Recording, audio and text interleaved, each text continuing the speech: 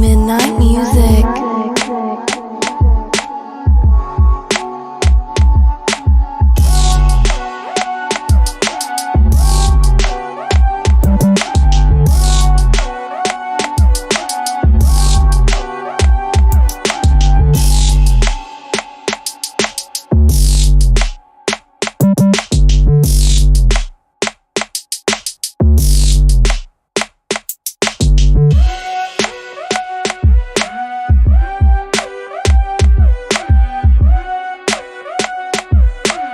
Midnight music.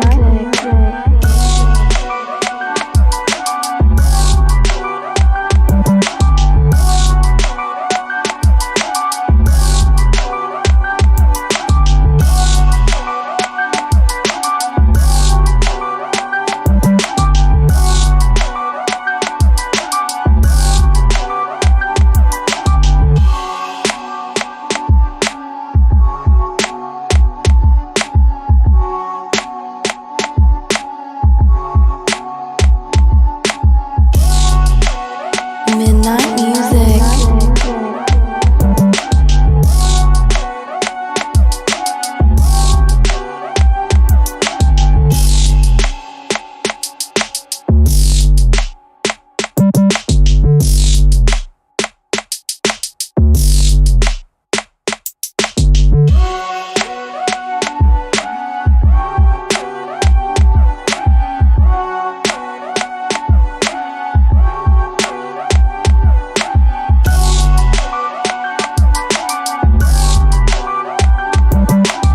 Midnight music.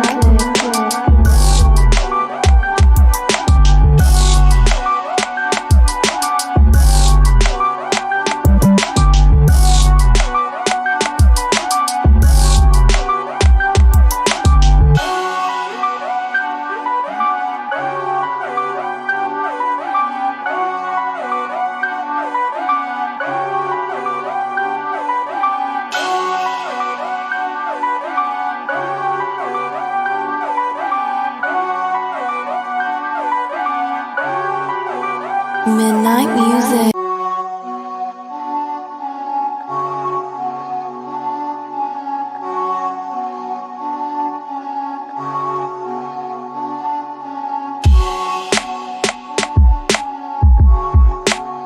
Midnight music.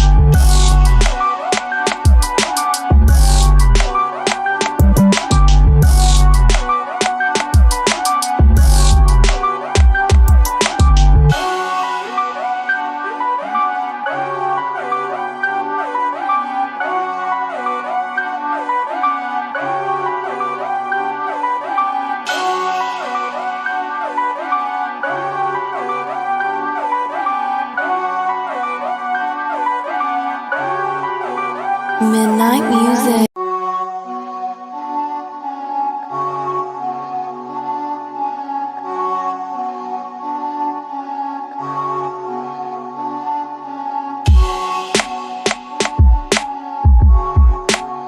Midnight music.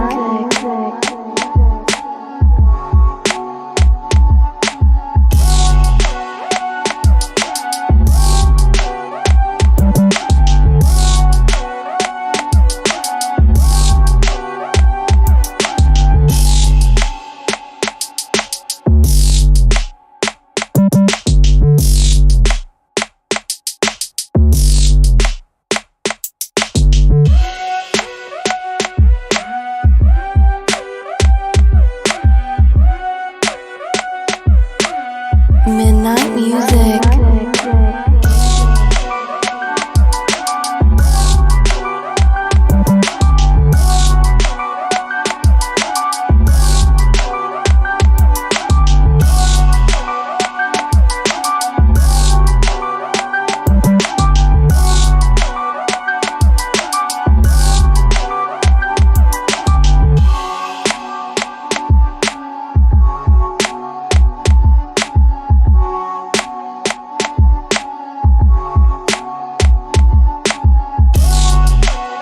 Midnight music.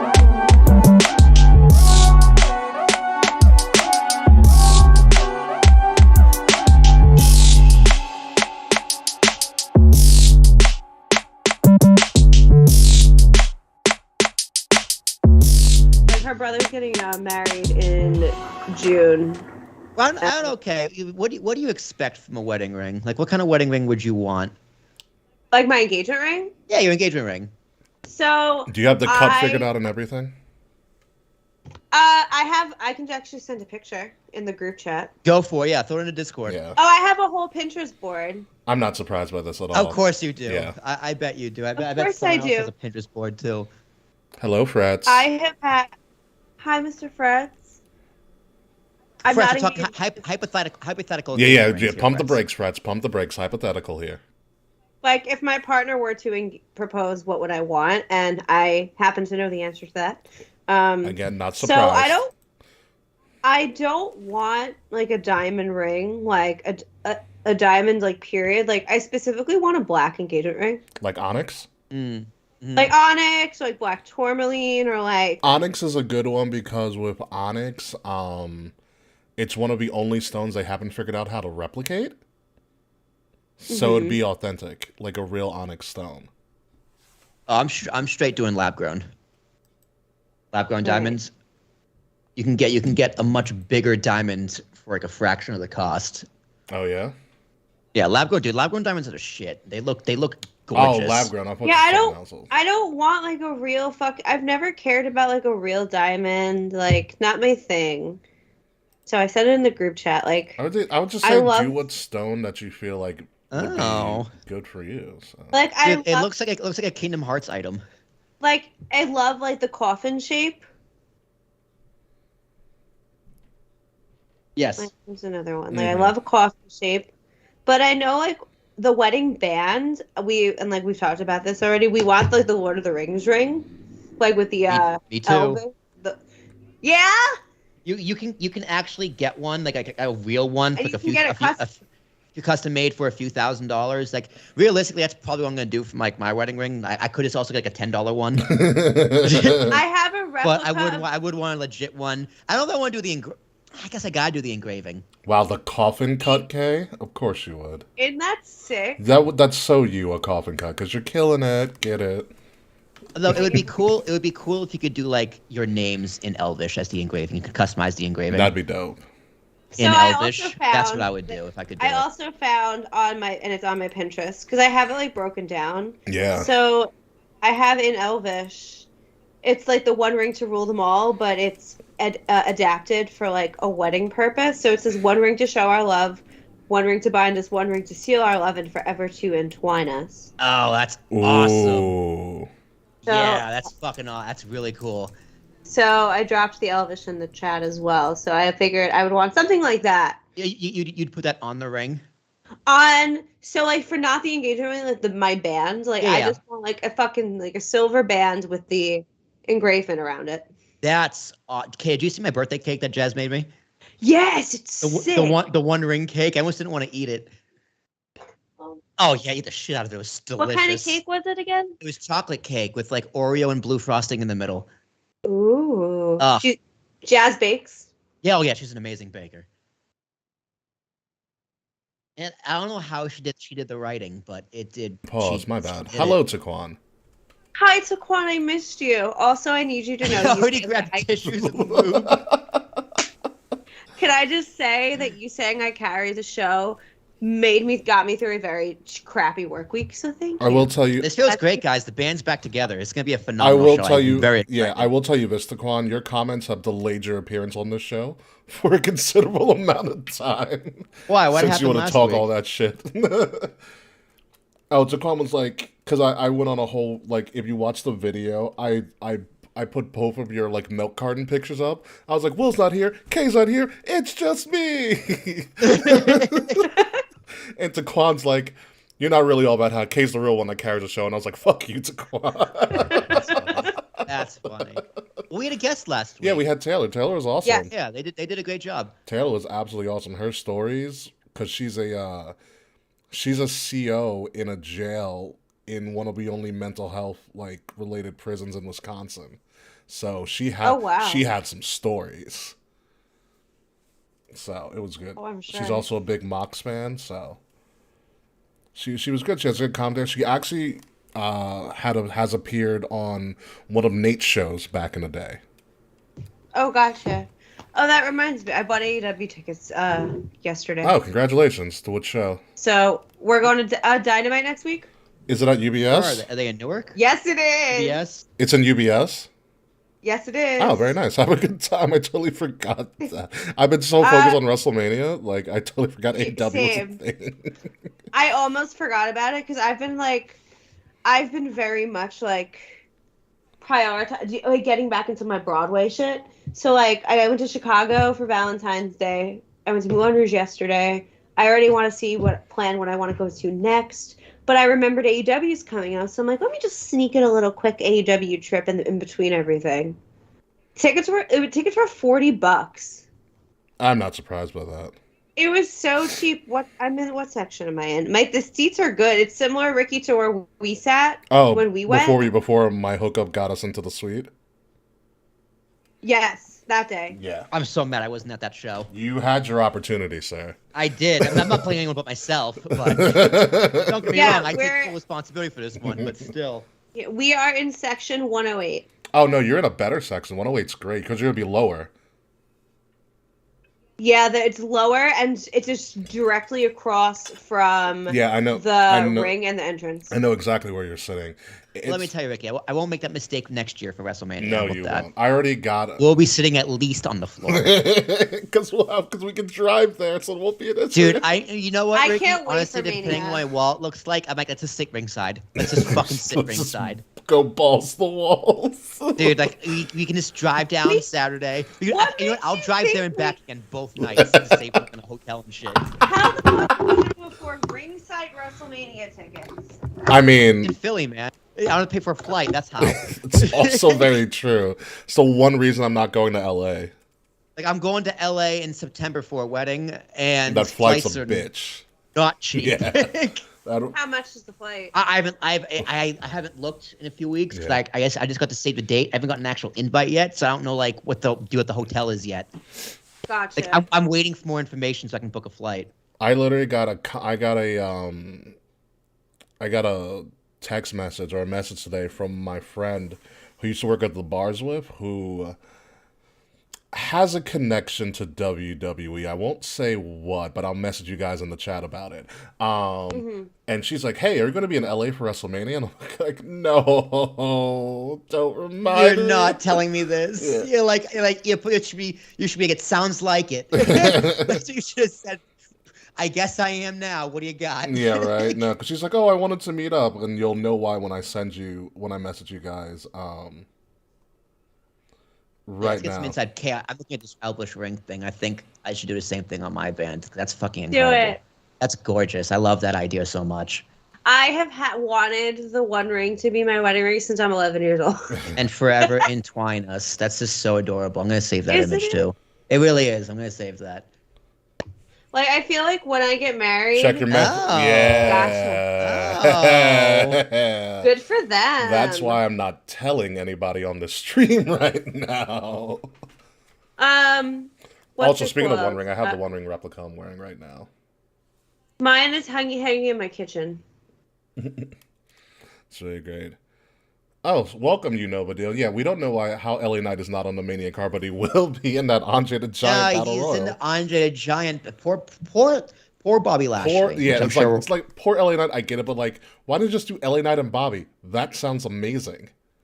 That would be fine. This don't do anything for no reason. True. I also would have loved LA Knight hosting WrestleMania this year. Him and The Miz would have been funny. LA would have been so good. LA and LA. Like, yeah. What's his name? What of his name could have been like, we have a host from Raw, we have a host from SmackDown. Miz, you're with LA Knight. Yeah. That's Adam Pearce. Adam Pearce Pearce. would have done that. That would have been enough. Those two together would have been really funny. I can't wait till Adam Pearce snaps on Chelsea Green. Oh, he's gonna hit her. That's what I think's gonna happen. He's gonna lose it, and now that like Sonya's around too, it's fucking nuts. I love it, but I am upset. I almost had a chance. My friend hit me up. I had a chance to go to Grab a opening. little drink. I had a chance to go to opening day tomorrow at Yankee Stadium, but I was like, Baseball? I can't. Yeah, I can't shake it, and now I'm kind of mad. Will, you know why? Why? You didn't see the news. Well, number one, they gave Volpe Brett Gardner's old number. They gave Volpe 11. I did see that. Don't like that. I would have preferred 77. Yeah, because I'm a Brett. I loved Brett Gardner. But I did too. Number two, you know who's throwing out the first pitch tomorrow at Yankee Stadium? The ghost of Yogi Berra. No, potentially better. Mariano Rivera. Big Mo's gonna be there. I hope he throws a cutter. I hope he throws a 93-mile-per-hour cutter. It just walks off. Like the wind up and everything, dude. The stare, like all of it. He needs to come out in a full jersey from the bullpen. It's like his daughter's catching it too, and she falls over. And she catches it and falls over. Well, no, his daughter I think is out of college now or something like that. Because yeah, he's up there. He's up there in age, so that would make sense. well, yeah, no, I had a friend who knew somebody who was friends with Mariano Rivera's like daughter because she went to Quinnipiac. Yeah, we're gonna go. Actually, Ricky, you might want to join us. We're going to a Mets game, either Monday, April 10th, or Tuesday the 11th. It's like Scherzer or Verlander's pitching either one of those 2 days. Whoever doesn't get hurt before that. And they're playing exactly, and they're playing the Padres. So depending who the Padres pitcher is, we're gonna go to that game. So if you want to come with us, Wow. that Monday or Tuesday, City Field. Wait, can I come to the Tuesday one? Sure, Kay. You want to come with me and all my homies, all my boyfriends? Yeah. I'll see if I can get off of work and all that hot shit. What time and what date It's a Tuesday. Game's probably at 7, Monday the 10th, or Tuesday the 11th of April? of April. Yeah. I'll let you, because as we get closer, we're gonna see the pitching matchups, and then I'm off on just- Tuesdays. Speaking of which, have you played with Show yet, Will? no, I'm not gonna get the show. You should. It's so I because I have Game Pass, so I just get it for free. It's I'm aware I should. yeah. It's I so know I smooth. should. It's so much more smooth than last year. I had to play on the Switch though. Also, Rodon's rated like a 93, which is kind of nuts. He's like he's the Yankees' highest rated pitcher. Dude, they put a lot of 99s in that game. I was like, there's too many 99. Like Goldschmidt's 99, Judge's 99, Otani's a 99, DeGrom's 99. Well, I think like Soto's a 99. No, Trout's 99. That's all. but of they them. also in what's the not Diamond Dynasty? What's the other mode? Road to the show. No, it's Diamond. It is Diamond Dynasty. In Diamond Dynasty, With all the cards. they were releasing 99s from the jump now. Yeah. So you don't have to build to 99s. But what's interesting that they added this year, they added a whole mode about the history of the Negro Leagues. Oh, dude. They didn't mention it until like it came out. They're like, oh yeah, by the way, we added this Negro Leagues mode. You can play as the old Negro Leagues players and learn about. I knew all the players were in the game, like the fat guy, Rube Foster. Yeah. Satchel Paige is in there. Jack Robinson on the Monarchs is probably going to be in there. Yeah, they gave Like, there's... Yeah, they gave him a whole mode. Yeah. They didn't know they gave him a whole mode. Yeah. That's fucking awesome. Yeah, they gave him a whole mode. I might have to buy it just for that, though, because, dude, playing against Negro League sounds so much fun. Yeah. So much athleticism. Yeah, it's also... it was, another thing that's crazy, so I don't know how you do when you field, do you do, like, you just hit the button and it throws it for you? Yeah, there's a button in the meter. Yeah. Oh, so all right. So, everything is metered when I play that game. okay, all right. So the meter button on throws moves if you're moving, so it becomes more difficult. It becomes more difficult to get into the green. Interesting. It's a green, and then there's a yellow where like you'll be on target, but you'll be a little off, and then there's red where it's like it's going to be an error. Yeah, no, that's one thing about fielding. Because I play shortstop in my road to the show. Mm-hmm. And I have a lot of throwing errors because it's hard to get it in the green sometimes. I guess my fielding's low. Yeah, so no, I'm a bad player. Yeah, so like if you're running, if you're not at like a stationary position and you're like running towards the ball, that meter will move when you hit the thing icon. So it becomes difficult. Oh, Charles is here. Hey, Charles. Hi, Charles. Yeah. Hopefully you guys know, but we are in for... Yeah, is the pitch clock in the game? That's a good question. The pitch clock is not there. Thank God. The pitch clock is not there. I haven't seen any options that say pitch clock at all. So the pitch clock is not there. And you can also turn off the extra runner in overtime. Yeah, you can turn that one. You can turn off on the last one. You can probably turn the shift on too if you want to put the shifts back. They do. You can turn I think you can turn the shift off, but it's fun. I wonder if the bases are bigger in the game. You can't tell. I know you can't tell. It's just coding. Yeah, it's just coding, right? Yeah, you can't tell. But it's going to be a pretty long show tonight, and everything. And we got a lot to talk about. Yeah, we're covering all of WrestleMania. We're not covering XPW if you were wondering. So let's not do that. Shit. Did you hear about that real quick before we actually go live? No, I have no idea what you're talking about. Good, you don't want to. But I'll tell you anyway, since it's not going to be actually part of a show. So XPW is like this completely like far right renegade indie promotion. Like they have a wrestler whose name is like Super MAGA. Indie wrestler goes viral after shoving needle through his opponent's exposed junk. Yeah, there's a video of it too. It was a death match. Okay. Yeah, that happened. XPW. That happened. Trust me, you don't want to see the video. No, I don't. You're right. You're very right there. I don't want to see that video. Yeah, it's scarring. He no-sold it. Savage. Yeah. It was pretty crazy. What does the X stand for? I don't know. It's weird. It's extreme. How original, right? Yeah, right. Has any of you guys watched the 24 on Mania 38? I haven't. Do you think I watch 24s? I was asking the general public, but yeah. I want to. I'm probably gonna watch it tonight.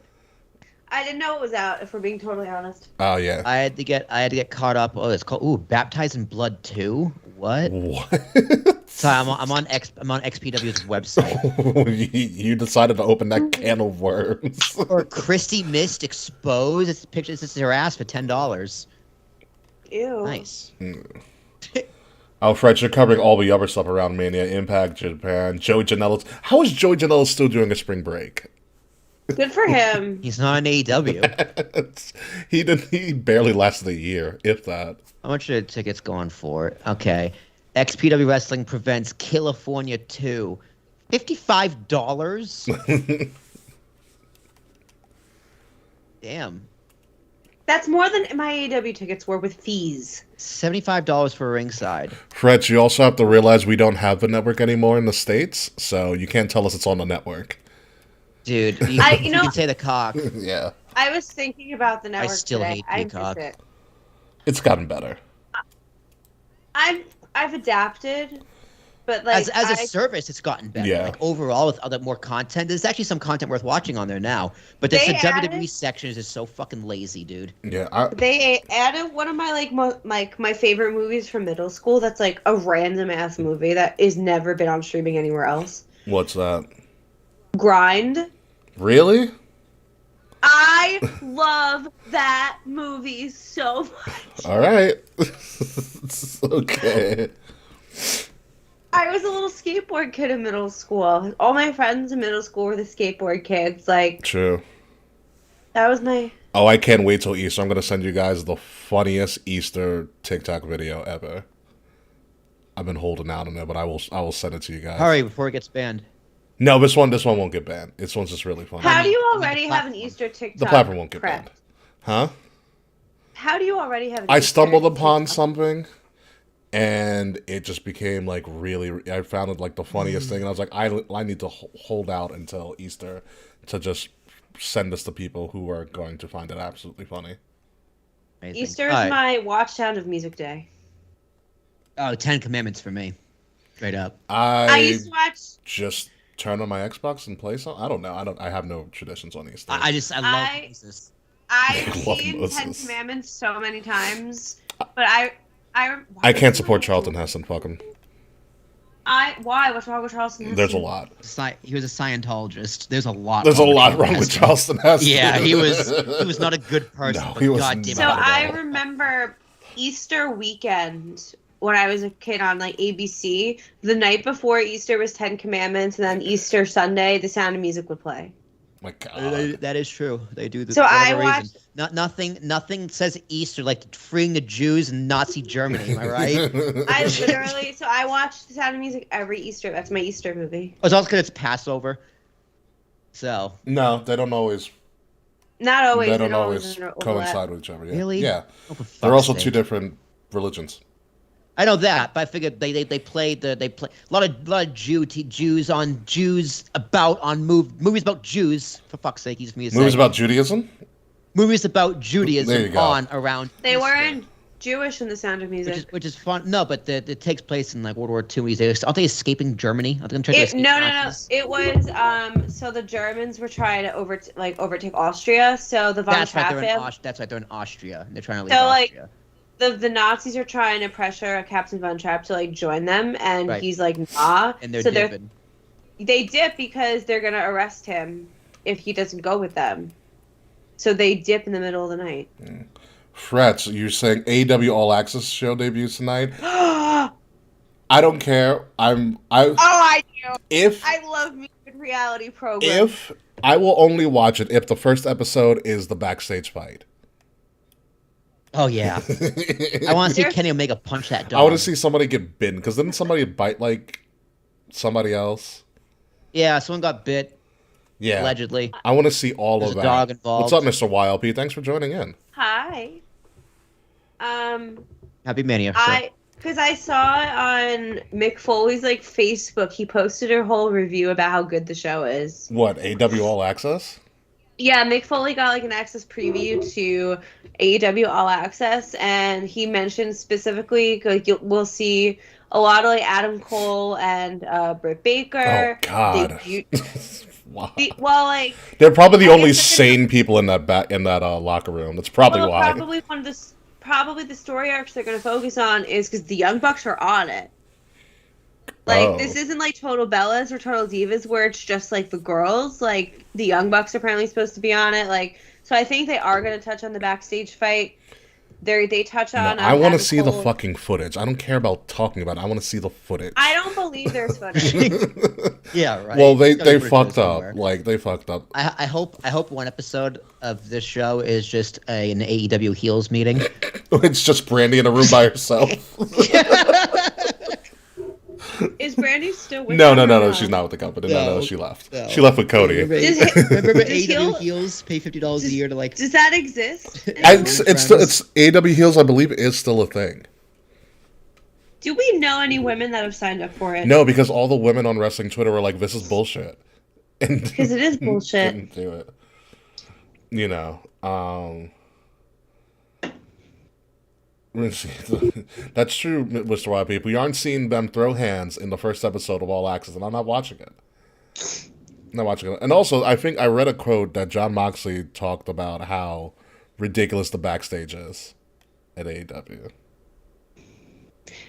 Do you mean the fight or in general? In general. Like back In general. Oh, I'm Pants sure. was running it. God damn it. Wait. All right, we ready to get started? Yeah, we're ready to Yeah. get started because this is gonna be long. This is gonna be a long episode. Yeah. So We go until midnight, baby. we're not gonna go that long, but we'll see what happens. Ready when you are. I'm rolling. I am rolling. Starting in 5, 4, 3, 2. Oh, sorry, wrong one. Yeah, come on, get it together. There it is.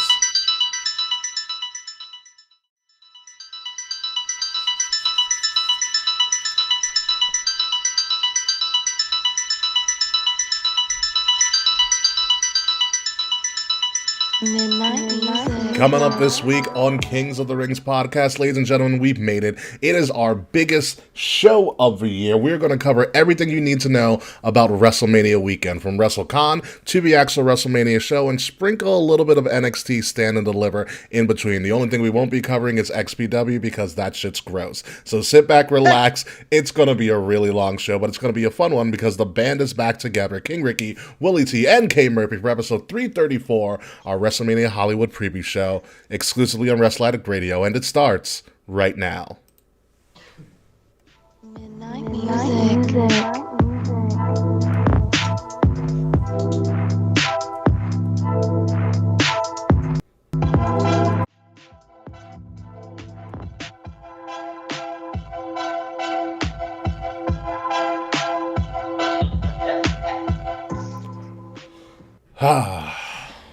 It feels so nice for all you guys to be back. It is. It is It's nice. nice. We have the band back together. It's Yeah, fun. it's nice. This It's will be great. good. Okay, don't cry. All right, promise. Please don't cry. I'm back. Actually, you know what? I had take to your be mind. a little Okay, late. start Yeah, crying. just cause. Yeah, one time for everything.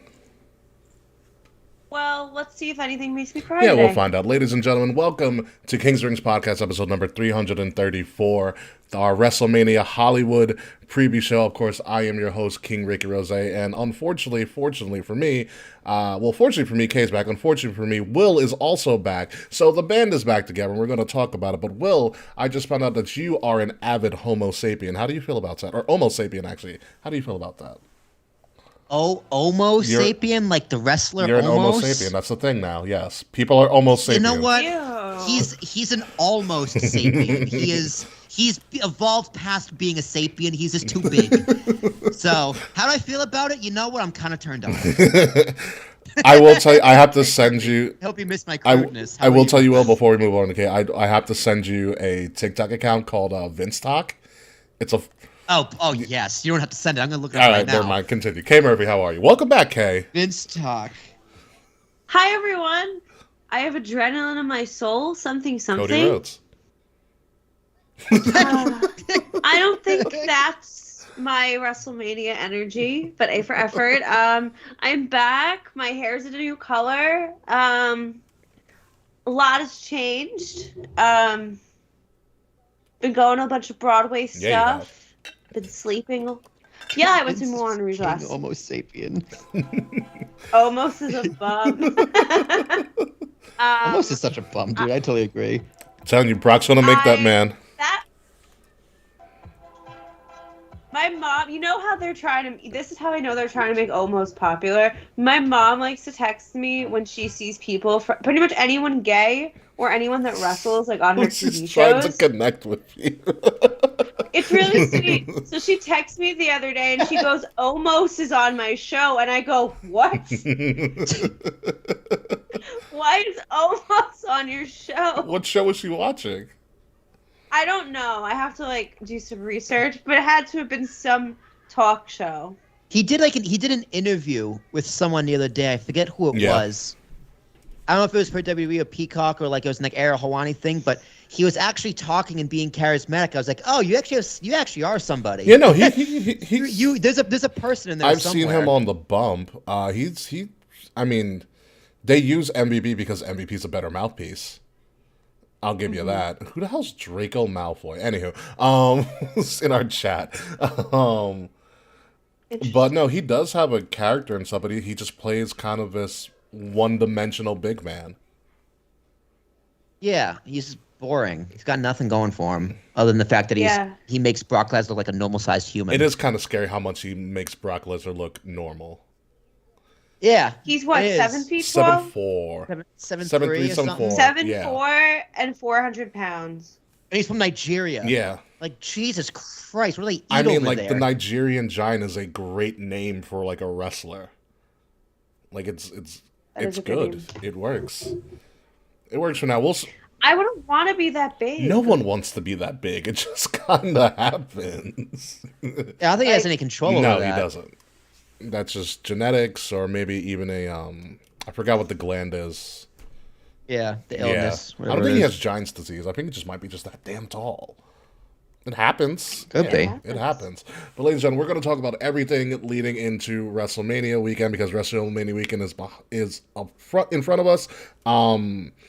If you haven't known, if you haven't watched Raw, Corey Graves and Michael Cole mentioned that LA traffic is a bitch, so get that. So make your plans like an hour in advance. Apparently, LA traffic is a bitch. I wouldn't know, but from what I've heard, sounds like it's horrible. So first, I saw on TikTok that like the Taylor Swift fans that also like wrestling because Taylor Swift did the I think LA shows already, so they literally did like it took apparently like 6 hours to get to the Taylor Swift concert. at SoFi. I think so. I think that's where she played. But with the LA traffic, it took like hours upon hours to get there. So they were saying like to whatever WWE fans are going, like you have to leave like early. Which makes me so glad that I'm actually not going this year, because the last thing I want to do is be on essentially my vacation for a year and then sit in fucking traffic. Yeah. I can do this at home. When they announced that it was going to be in LA, like, while it would be fun, but like realistically, that sounds stressful as fuck. Yeah, Like, maybe. it's just boring. It would be more expensive than other manias because it's in LA. Yeah. Oh, yeah. Plus, like the traffic, like. I mean, I was going to use it as a chance to go to Avengers Campus and get my fucking lightsaber that I've been trying to get for years. Oh yeah. Like that was. You still butthurt with his lightsaber. Listen. I'm really pissed off about the pandemic because of that. It ruined my ultimate like vacation. It was literally Disney and WrestleMania in the same fucking week. Oh, I'm literally already starting to look into when I can go to Disney and build a lightsaber. Oh yeah, no. I have a friend of mine whose wedding I was in actually. He did go to Disney and he brought his lightsaber over to me and I was like, you fucking bastard. It's a great like real hefty replica, so it's worth it. I was gonna drop crazy amounts of money, but no, I'm glad we're not going to LA. Although I've seen a little bit of clips of them building the stage because they can't hide it, but that stage looks fucking ridiculous. I don't want to see anything until the show opens. Yeah, I mean they're probably gonna do I will tell you this. They're probably gonna do a stage reveal. Yeah, they're gonna do a stage reveal video.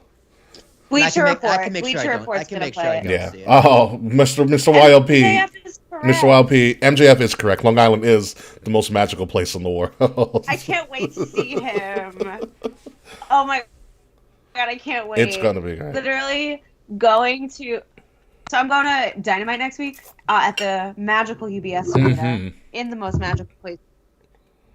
And I just going to an AEW show on Long Island to see MJF just hits so different.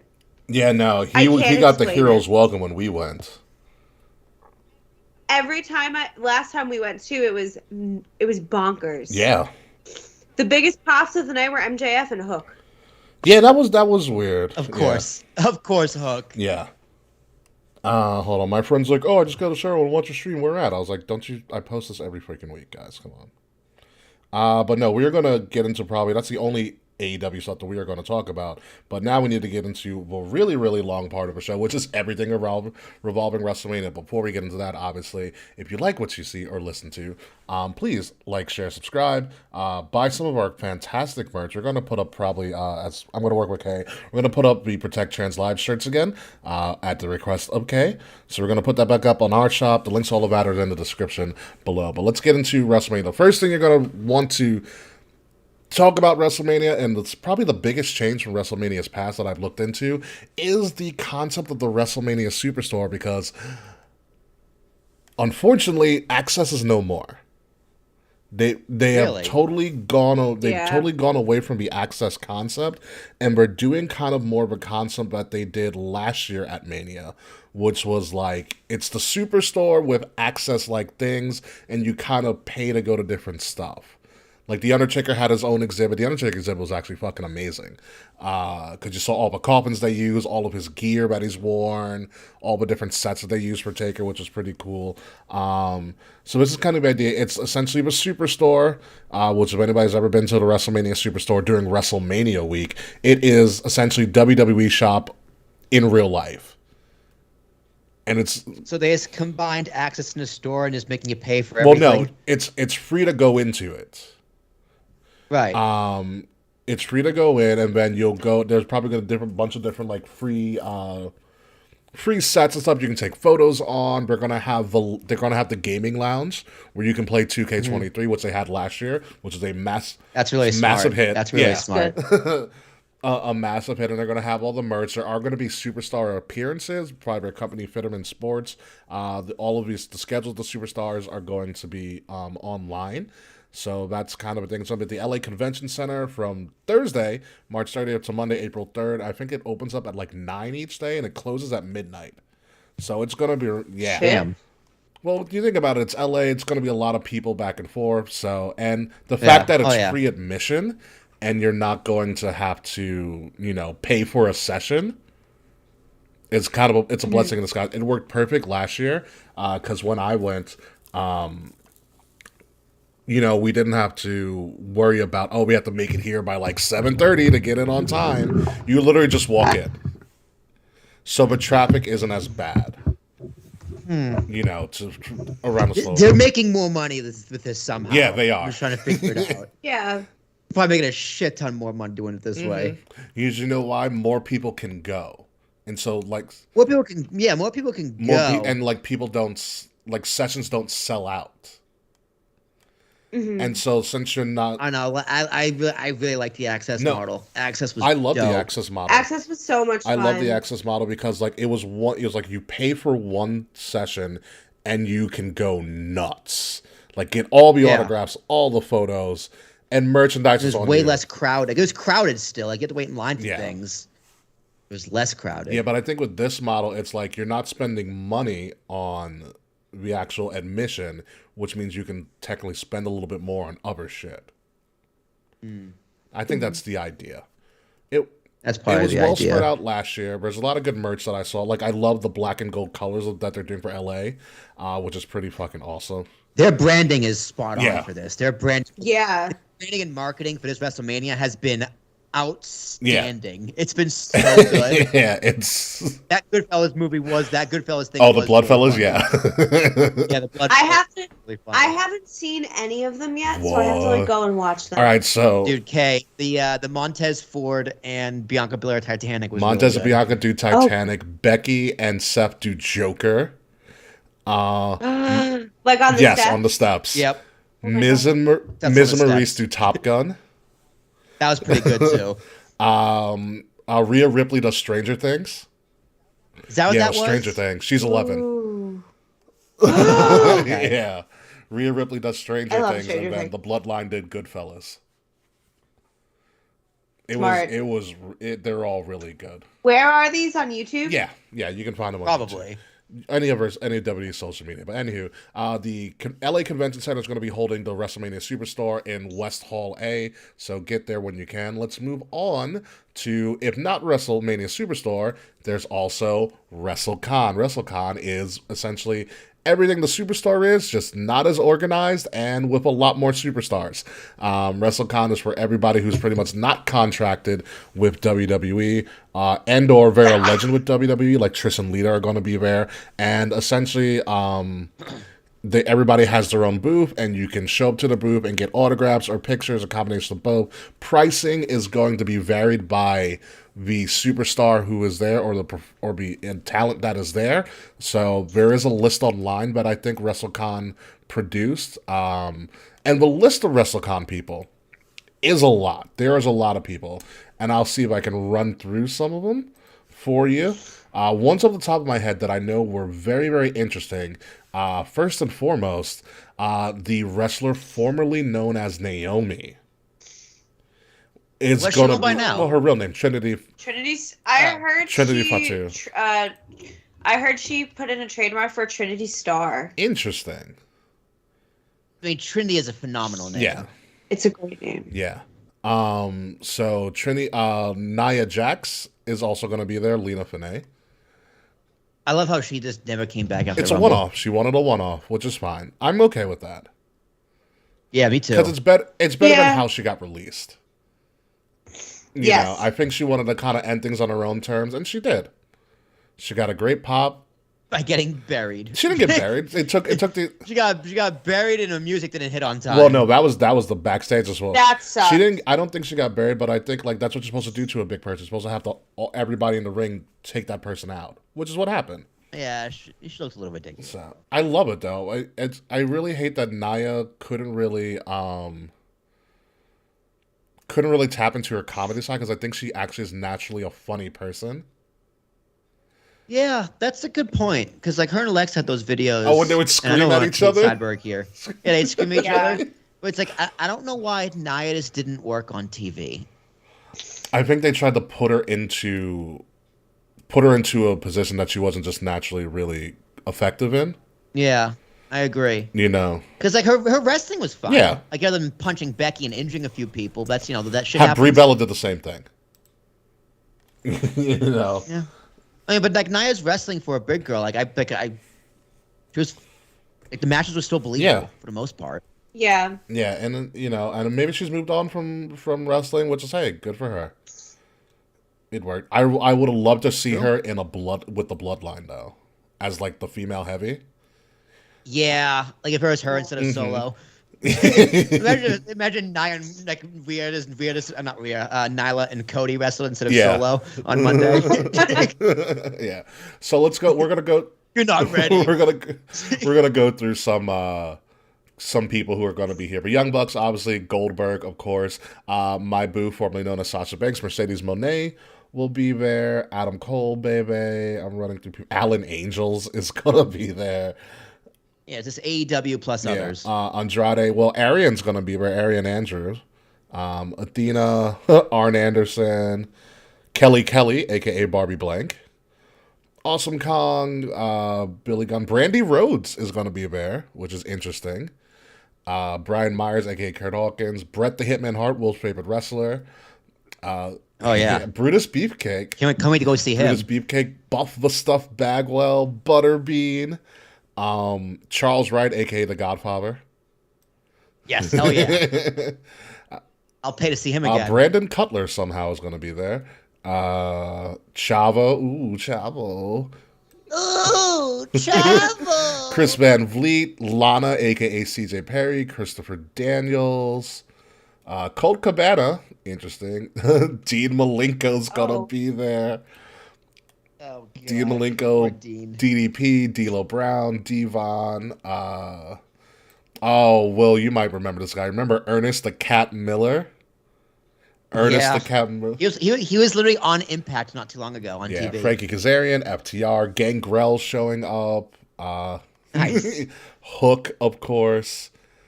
Jacob Fatu, Jake the Snake Roberts, Hacksaw Jim Duggan, John Moxley, John Morrison, JTG, which is very interesting. Juice Robinson, Hoovy is going to be there, Hooventude. Jack Perry, Ken Shamrock would be an interesting get as well. I'm very interested. I would talk to Ken Shamrock. Kevin. Like, if I could have 15 minutes to talk to Ken Shamrock. Yeah. Kevin Nash, Kenta, Conan, Kurt Angle, Kushida, Lex Luger, also an interesting get for them. Lillian Garcia, who is a fantastic person to talk to. So nice. Victoria, Lita, Medusa, who's also really nice to talk to. Matt Cardona, the Mark Briscoe, Melina. Matt Hardy is going to show up, which is interesting. No Jeff, but Matt. Mick Foley, Thicky Mickey James. Oh, I love Mickey James. Don't be. Well, she's always been my yes. favorite. Nick low-key. Aldis is also going to be there, so be careful, folks. Also, Nick Aldis. always been my favorite. This is interesting. Get Nigel McGuinness. Very interesting. Ooh. Nigel McGuinness, underappreciated, not Yeah. gonna lie. Underrated. Yeah. as well. Everybody's biggest kind of dick heel in wrestling Twitter right now. QT Marshall will be there. Who cares? K Murphy, hold yourself back. Real One, formerly known as Enzo Amore, will also be there. My buddy. How you How you doing? doing? Okay, Murphy, You know what how I- you doing? Quick Oh. sideburn. Yeah. So I've been looking. I wanted an AEW hat for Dynamite, and I got one for cheap on eBay because it will come faster than if I order it straight from them. I'm not surprised. I hunt a vintage soft hat, and I think I'm gonna buy it. You will. It's not. I will also send it in the chat. Yeah. Also, It's so perfect. also gonna be here. Renee Michelle, which is pretty cool. Ricky Starks is gonna be there. Rick Steiner, Ric Flair, Rikishi, Rob Van Dam. You can tell where Rob Van Dam is gonna be because he's gonna be the one with all the weed smoke. That'll probably be Rob Van Dam. You also have Ron Simmons because why the fuck not? Ron Simmons, Sabu. I'm going to be interested to see how many people show up to Ryback's booth. No one. Yeah, I just want to like give him $5. It goes feed me more. Give another $5. Feed me more. Fresh, I would see Kona Reeves over Ryback. We got. Here we go. Scott Steiner, X-Pac, Sergeant Slaughter, which Will has a great picture of him and Sergeant Slaughter. Yeah, dude, he's not. That's amazing. He literally just Right. chokes. He doesn't even ask. He just Yeah. does it. SoCal Val is going to be there. A friend of Wrestle Addict Radio. Summer Rae is going to be there. Taya Valkyrie, who just made her debut on AEW not too long ago. Somebody who I thought was really blacklisted from wrestling in general. Tessa Blanchard's showing up. Ted DiBiase, The Acclaimed is probably going to get a big crowd. The Bushwhackers, the Godwins, the Guns, the Kingdom, Matt Taven and the Kingdom, Thunder Rosa. Trish is going to be there. Tony Storm is also going to be there.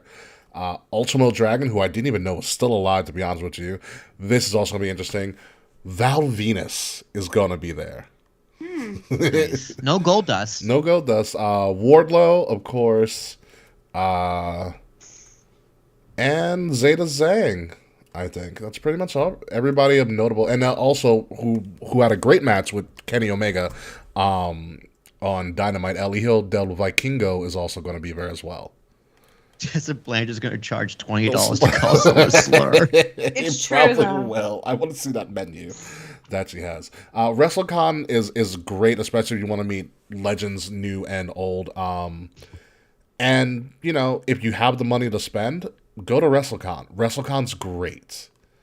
WrestleCon's really cool. Yeah. It's just I don't like that I have to pay money to take a picture of somebody. It's just like this. It's just weird to me. I get it, but it's just weird They're to still me. independent contractors. I just like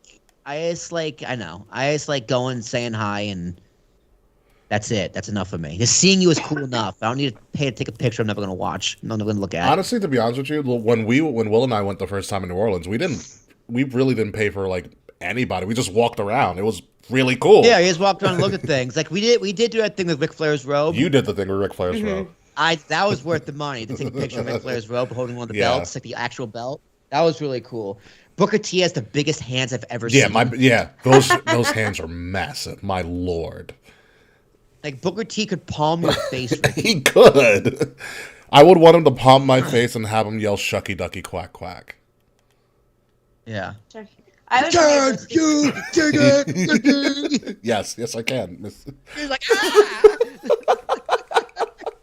I would pay $20 just for a Shucky Ducky Quack Quack.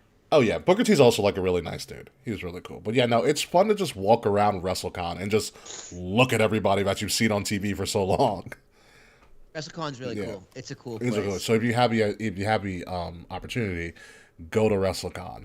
Before WrestleMania weekend kicks off, we also have the Hall of Fame, which are 4 people because they managed to announce 4 people for the WWE Hall of Fame. The most recent inductee, Stacy Keibler, Towson alum as well. Me and her went to the same college, so I'm very happy about that. Nice to see Towson people doing stuff. Stacy Keibler, and also former Baltimore Ravens cheerleader is also Stacy Keibler as well. We also have the Great Muta, who we recently talked about. Great Muta, one of the legends of wrestling, and kind of our Wrestle Addict radio logo is based off of a mask that Great Muta used to wear. We also have probably the most influential person in this entire class outside of the headliner, Andy Kaufman, finally got into the Hall of Fame. It's a great pick. You kill two birds with one stone, celebrity and a dead person. Yep. So it works. Even though we have Tim White as well. Did Tim White get announced officially? Tim White is today. the Warrior Award. I did not see that. So Tim White is the Warrior Award. Tim White deserves it. Tim White's the Warrior Award. Yeah. He deserves it as a referee, but he also, he took care of Andre. Yeah, no, he deserves it. So- I wish the only. It makes sense. Yeah, It fits. I mean, his career ended because he essentially blew out his knee in Hell in a Cell, the first one.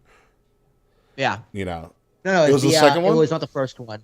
It was It was a Triple H one. Oh, okay. Or a Shawn Michaels one. I might have been Triple H for Shawn Michaels, honestly. It's like the McMahons. No, I gotta Google it now. Yeah. The sad part about that is that Tim White won't be there to accept the award, which is a shame. Yeah, he died last year. Yeah, he did. It was no, hang on. Fred says it's a shoulder in Hell in a Cell from Triple H and Jericho. Gotcha. That's what it, Thanks, that's what Mr. it was. Press. Historian Mr. Fretz. But Andy Kaufman is a huge pick because without Andy Kaufman, you don't really have the work shoot essential gimmick in pro wrestling because they made it work on such a massive level that it was absurd. They were beating each other up on David Letterman and stuff. Oh, yeah, Kaufman and Lawler. It was one of the greatest storylines of all time because it was one of the greatest work shoots for sure. Or I might be the original work shoot. it might be because it was are they in or are they not? It's Andy Kaufman was a nutcase. Yeah, He was unpredictable. Yeah. No, no one knew. That was I don't his think gimmick. anybody. That I was don't his think Andy shtick. Kaufman even knew that sometimes. Yeah, and him and Lawler are actually good. It came out later. They were actually good friends, which was are you sure? Which is crazy. If that happened today, could you do that today? No, not without it getting leaked. I think that's the issue. The closest they got to so you remember when Jon Stewart was going to retire from a Daily Show and he had that faux feud with Seth Rollins. That's I think that's the closest you're going to get. That was hokey. Yeah, it was. I thought it was hysterical. I loved it. It was hysterical. Yeah. Don't get me wrong, but you knew it was fake. You knew it was part of the storyline. Imagine if Seth and Logan Paul couldn't do it. No, Not even close. No. Mm-hmm. They told a different story. Yeah. But do you think they could have pulled off what Lawler and Kaufman did? No, it would have. You know what it was? It would have to come so out of left field that people would be like, "Is this real or not?" It'd have to be someone who's never been associated with wrestling, in the public eye, but they're low key a wrestling fan, and they'd have to do an angle with the wrestler, and then it would kind of work that way. They could do it with Logan Paul and Bad Bunny. Maybe. I think non-wrestling fans would be like, "What the?" Honestly, fuck? if we're talking about WrestleMania, but when Backlash happens, if we don't get Logan Paul versus Bad Bunny for essentially the Battle of Puerto Rico, I will not watch that show. It better. Yeah, I'd watch the fuck I out can't of wait that. for Backlash. I need Bad Bunny and Logan Paul to duke it out in the ring after all that. Because they were. I know Logan Paul was kind of talking shit to Bad Bunny, or was reversed, or something like that. So Bad Bunny called out Logan Paul for tax breaks in Puerto Rico. In that music video, in that video he did, and Logan Paul was just you don't pay taxes, bro. And that's essentially what. And Logan Paul's like, you don't pay any taxes, Bad Bunny, and that's pretty much kind of what happened. This holes I'm definitely missing, but that's why they don't like each other. Listen, duke it out in the ring. Duke it out in the ring. There's only one way to settle this right now. Figure out who's the best celebrity performer of all time.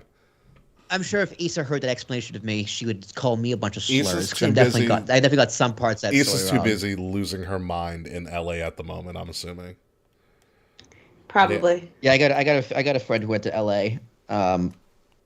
He goes fucking everywhere. I don't know what the fuck he does for work. I don't know how he affords all this shit, Yeah. but he's there. YLP, you got to check that contract negotiation with Logan Paul because I believe he signed a multi-year contract. I heard this was his. I heard that too today. That this was his contract was up. But I thought he signed 3 or 4 years. Yeah, I thought it was a multi-year contract, so someone can double check that for me. But moving on, also, I thought unless it's already like been multiple years. This is his third WrestleMania. no, it's a second. It's his third. I thought he had like a No, there was 2-year Jake contract. Paul. Was it Jake? No, Logan Paul had the tag team match with Yeah. Miz. Did he? Was that last year? Yeah, that was last year. That was last year. Yeah, that was last year. Fuck. Yeah. And when did he wrestle the Miz? SummerSlam? He never wrestled The Miz. Logan Paul wrestled the Miz. Yes, Did he he? did. Yeah. Are you sure? Brett, Wasn't it a am I tag wrong team here? match? No, it was SummerSlam. SummerSlam. Thank you, Taquan. It was SummerSlam. SummerSlam 2020. And it was Okay, I'm like, did we invent that match? It was right before SummerSlam that he signed the contract. You might be right then. Yeah. Yeah. This is his second WrestleMania. So yeah, I think he's under contract for another 2 or 3 years Yeah. at least. Yeah, something like that. But last but not least, the headliner of the Hall of Fame, and well deserving of the headline of the Hall of Fame, Rey Mysterio. We're going to talk a lot more about Rey Mysterio and one of the greatest punches to a child ever. Dude, that pop, that was a great pop, dude. Dominic is a phenomenal heel. He's gotten like from annoying, now he's just like, oh, you're starting to pick up steam here. Yeah, kid. it's fun. He's finding something. He's really good. So the Hall of Fame. I'm very excited. Yeah, the Hall of Fame will be after SmackDown, exclusively on Peacock, because it won't be on live TV. It'll be on Peacock. So WrestleMania SmackDown, whatever the hell they're calling it, is going to happen. Which they're probably not going to top the go home that Raw was, and then you're going to go into the Hall of Fame, which will be exclusively on Peacock around 10 or so. So watch it if you can. So now let's go into what we're actually all here for, and that is our predictions for WrestleMania. There are a total of 12 matches between night 1 and night 2. Some have been already announced for night 1, and others are kind of a toss-up in the air. So we're going to go through all 12 matches as best as we can. But let's first start off with the host of WrestleMania, if not LA Knight. It is going to be The Miz. The Miz is going to do a completely ridiculous time as a host. And the only thing I'm upset about is that The Miz does not have Maurice hosting with him. She'll show up. I'm not worried about it. Yeah. I mean, they did their little dinner debonair kind of musical, which was cute. But I can't picture Miz doing this by himself without Maurice, to be honest with you. See, I feel like this is just doing anyway. I'm imagining a more gaudy and lavish episode of Miz TV. Probably. I hope Hollywood Hogan comes out and drops the leg on him. Charles sent me a TikTok video of like if Vince McMahon booked the end of WrestleMania 39. It was like Roman winning, and then right in the middle of Roman's song, Hulk Hogan's music comes out the chat. Essentially pulling a WrestleMania 9. Oh my god! Paul Heyman throws the powder. Do we think we will get Hollywood Hogan at Mania? It depends on his health. If he's healthy, he'll be I there. will say if well, not to wrestle, or to no, he'll show up. He'll just to be like he'll do like, all right. So LA Knight's saying that he's gonna have a special moment at LA because it's LA WrestleMania, LA Knight. What if LA Knight's moment is with Hulk? That'd be cool. That would be cool. I think that's going to happen. Also going on during WrestleMania Night 1 and Night 2. Night 1, America the Beautiful, which is one of the best things of the WrestleMania show, because WrestleMania does not do the American national anthem. Your favorite. I do not. It's a great touch. Yeah. It's I love it too. I think it's a great idea. They do America the Beautiful because, as Vince McMahon said a long time ago, America the Beautiful is the better song, and he's not wrong. He is very absolutely correct. So America the Beautiful is a great touch. It's one of the things that makes WrestleMania, the event, unique in and of itself, because usually an event of that magnitude, they always play the national anthem. And Vince was like, yeah, nah, it's great. It's unique. Vince usually... No one's kneeling to this shit. Vince usually has a good eye for up-and-coming talent. Chloe and Haley have done it before. John Legend has done WrestleMania's America to be... WrestleMania 24 is John Legend. Or 25. 24 is 24 in Orlando. Yeah. 24. Aloe Black has done it before. He has a good eye for talent for this. I don't know who Becky G is. She looks nice. But she's going to be doing Night 1. Dude, Vince... That name's familiar. Not gonna lie, he loves picking black chicks to sing "America the Beautiful." Listen. We just know how to sing that song. Yolanda Adams was WrestleMania 35, the gospel legend that she is. She brought out a whole freaking choir, which was great. And also, night 2 is this guy, it's this country performer named Jimmy Allen. I don't know who he is. Yay! Hopefully, Oh, this girl is a song. I know who this girl who is Becky G? I know her from the new Daddy Yankee album, but she's also done music with Bad Bunny and Pitbull. Okay. Which means, does this mean we're going to see Pitbull? God, I hope Pitbull's not. I gonna hope turn it so. off. I hate Pitbull. Pitbull's fine. He's fine. Pitbull and Sean Paul, I can't. I love stand Sean I love Paul. Sean Get the fuck outta here. Paul. The fuck out of here. So Jimmy Allen and Becky G, we're going to see how they do. Aretha Franklin performed at both Detroit WrestleManias 3 and 23. Wow, which Vince is very fortunate to have her do that. She does one of the best renditions of America the Beautiful for WrestleMania's sake. Because she actually does play it by herself on the piano, which John Legend did as well. So America the Beautiful, great thing. It's one of the moments, like if you've ever been to WrestleMania and they start playing America the Beautiful, that's your like, oh my God, I have arrived at WrestleMania moment. That's what it was for me. I know that's what it was for Will. It is really cool. Yeah, I thought you were full of shit, and then I went to Mania 35. And Yeah, I was like, yeah, it's going to hit you when America the Beautiful starts playing. You're going to be like, oh. He's like, I'm not patriotic. Fuck this. Because I'm not. That's the thing. I'm not patriotic. America's shit just sorry, not sorry, doesn't really do it for me.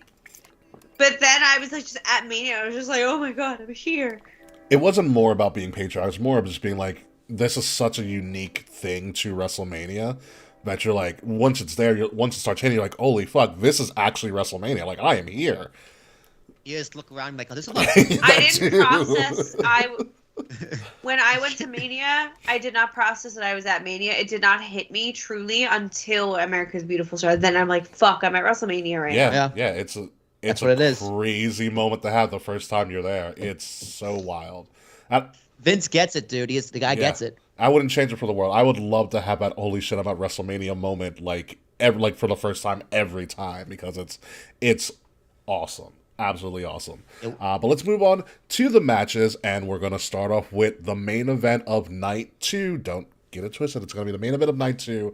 Adrenaline Innoso, something Cody Rhodes, or Reverend Rhodes, as I like to call him, versus the most dominant champion of the modern era, going on 940 some odd days at the time that he's going to defend his title at WrestleMania.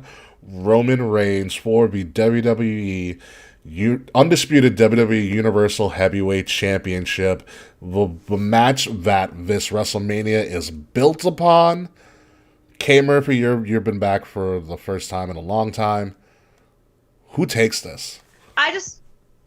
Daddy. Really?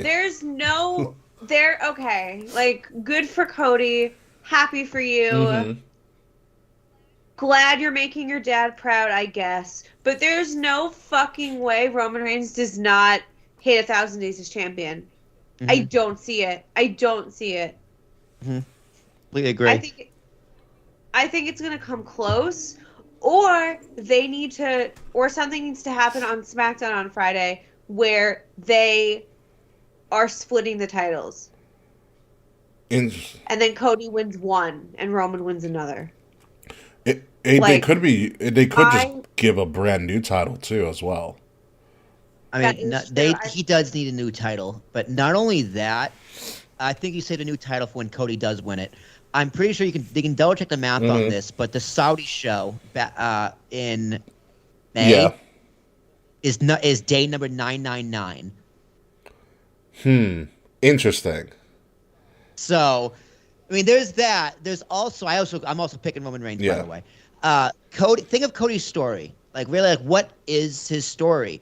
Like, what it's supposed to be versus what it actually is supposed to be. The redemption story, right? But, he comes back. He's had 4 matches that matter, if that.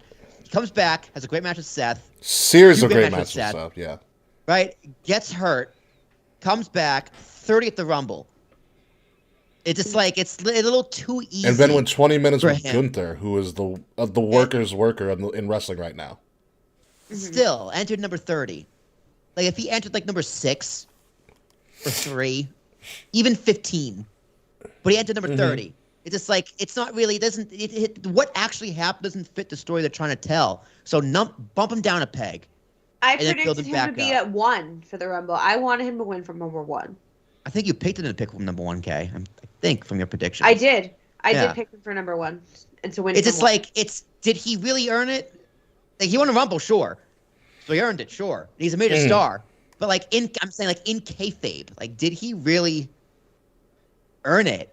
I don't mean to sound like a bitch, but I don't think he's been through enough yet. That's what I mean. That's exactly what I mean. So take him off his high horse and then have him work his way up. I don't think he's been through. Now, that is a interesting notion. Because here's the thing: if you actually looked at the story In WWE. no. Well, yeah, I think he clearly has. And if you actually looked at it, he set this up last year. This has been the story for a whole year. But he wasn't there for most of the year. That's circumstance. He still, again, won the Royal Rumble, proof number 1. Number 2, he has actually won against all the best workers in WWE leading up to this. He has wrestled every week during Mania season. He has wrestled every Proven single himself. week. Yes, He's gone I toe to agree. toe with Paul Heyman multiple times on the mic. He's gone toe to toe with Roman multiple times on the mic. He actually got Sami Zayn on his side. He actually has better pops than Sami Zayn. He actually has more merch than Sami Zayn out right now. All of this is leading to Cody Rhodes is taking this over right now. Cody Rhodes, outside of Roman, is the top pop person, and that woe during that entrance is going It to was blow wild. the roof off of SoFi Stadium. I was Oh, shocked that's a fair point too. I mean, Cody is mega over. Yeah. And you want to strike when the iron's hot. That's what makes this main event so actually intriguing and fun to watch. Yeah. Because Cody winning is very believable. Roman winning to me is also very believable, if not a little more obvious. But it's only, I'm telling you guys, it's only a matter of time before we start booing Cody. Like, it's only a matter of time, even though he has never been this over ever. And I don't know if they're going to boo He put him. on a great program. I think He's put on I a mean- very good Yeah. program. I'm still booing Cody. it's because you like You're Daddy still too booing I'm much. Cody? consistent. I hate him. Nah, he's so No, likable. he's in so WWE. likable. I think Like, I if he was think- in AEW, though, I'd boo the shit out of Yeah. him. I don't know why that is. It's my bias. I can't I explain. think Cody's just presented better in WWE than he was in AEW. He is. He is. Yeah. No, he absolutely is presented better. I was even saying, like, I watched Raw and SmackDown today. Mm-hmm. I felt that Cody is less punchable in WWE than he was in AEW. He's more polished. Yeah. Yes. Exactly. It's the Yeah. presentation. He's presented How way Cody- better. How Cody Rhodes envisioned how he's obviously he did this in AEW, like with the music and how he comes out and all of it. But WWE has the production value that AEW doesn't. So WWE makes Cody's vision look better. Yeah, Mhm. and it works. I think he's annoying as fuck. Yeah, it does work. I just think he's fucking annoying. You can't tell Reverend Rose that he's annoying. That man has been preaching Yes, I can. every week on Raw in particular. He kind of has the yelling virus, though. I don't see him as a yelling yeller. for Like I passion. feel like LA Knight is a louder person than Cody is.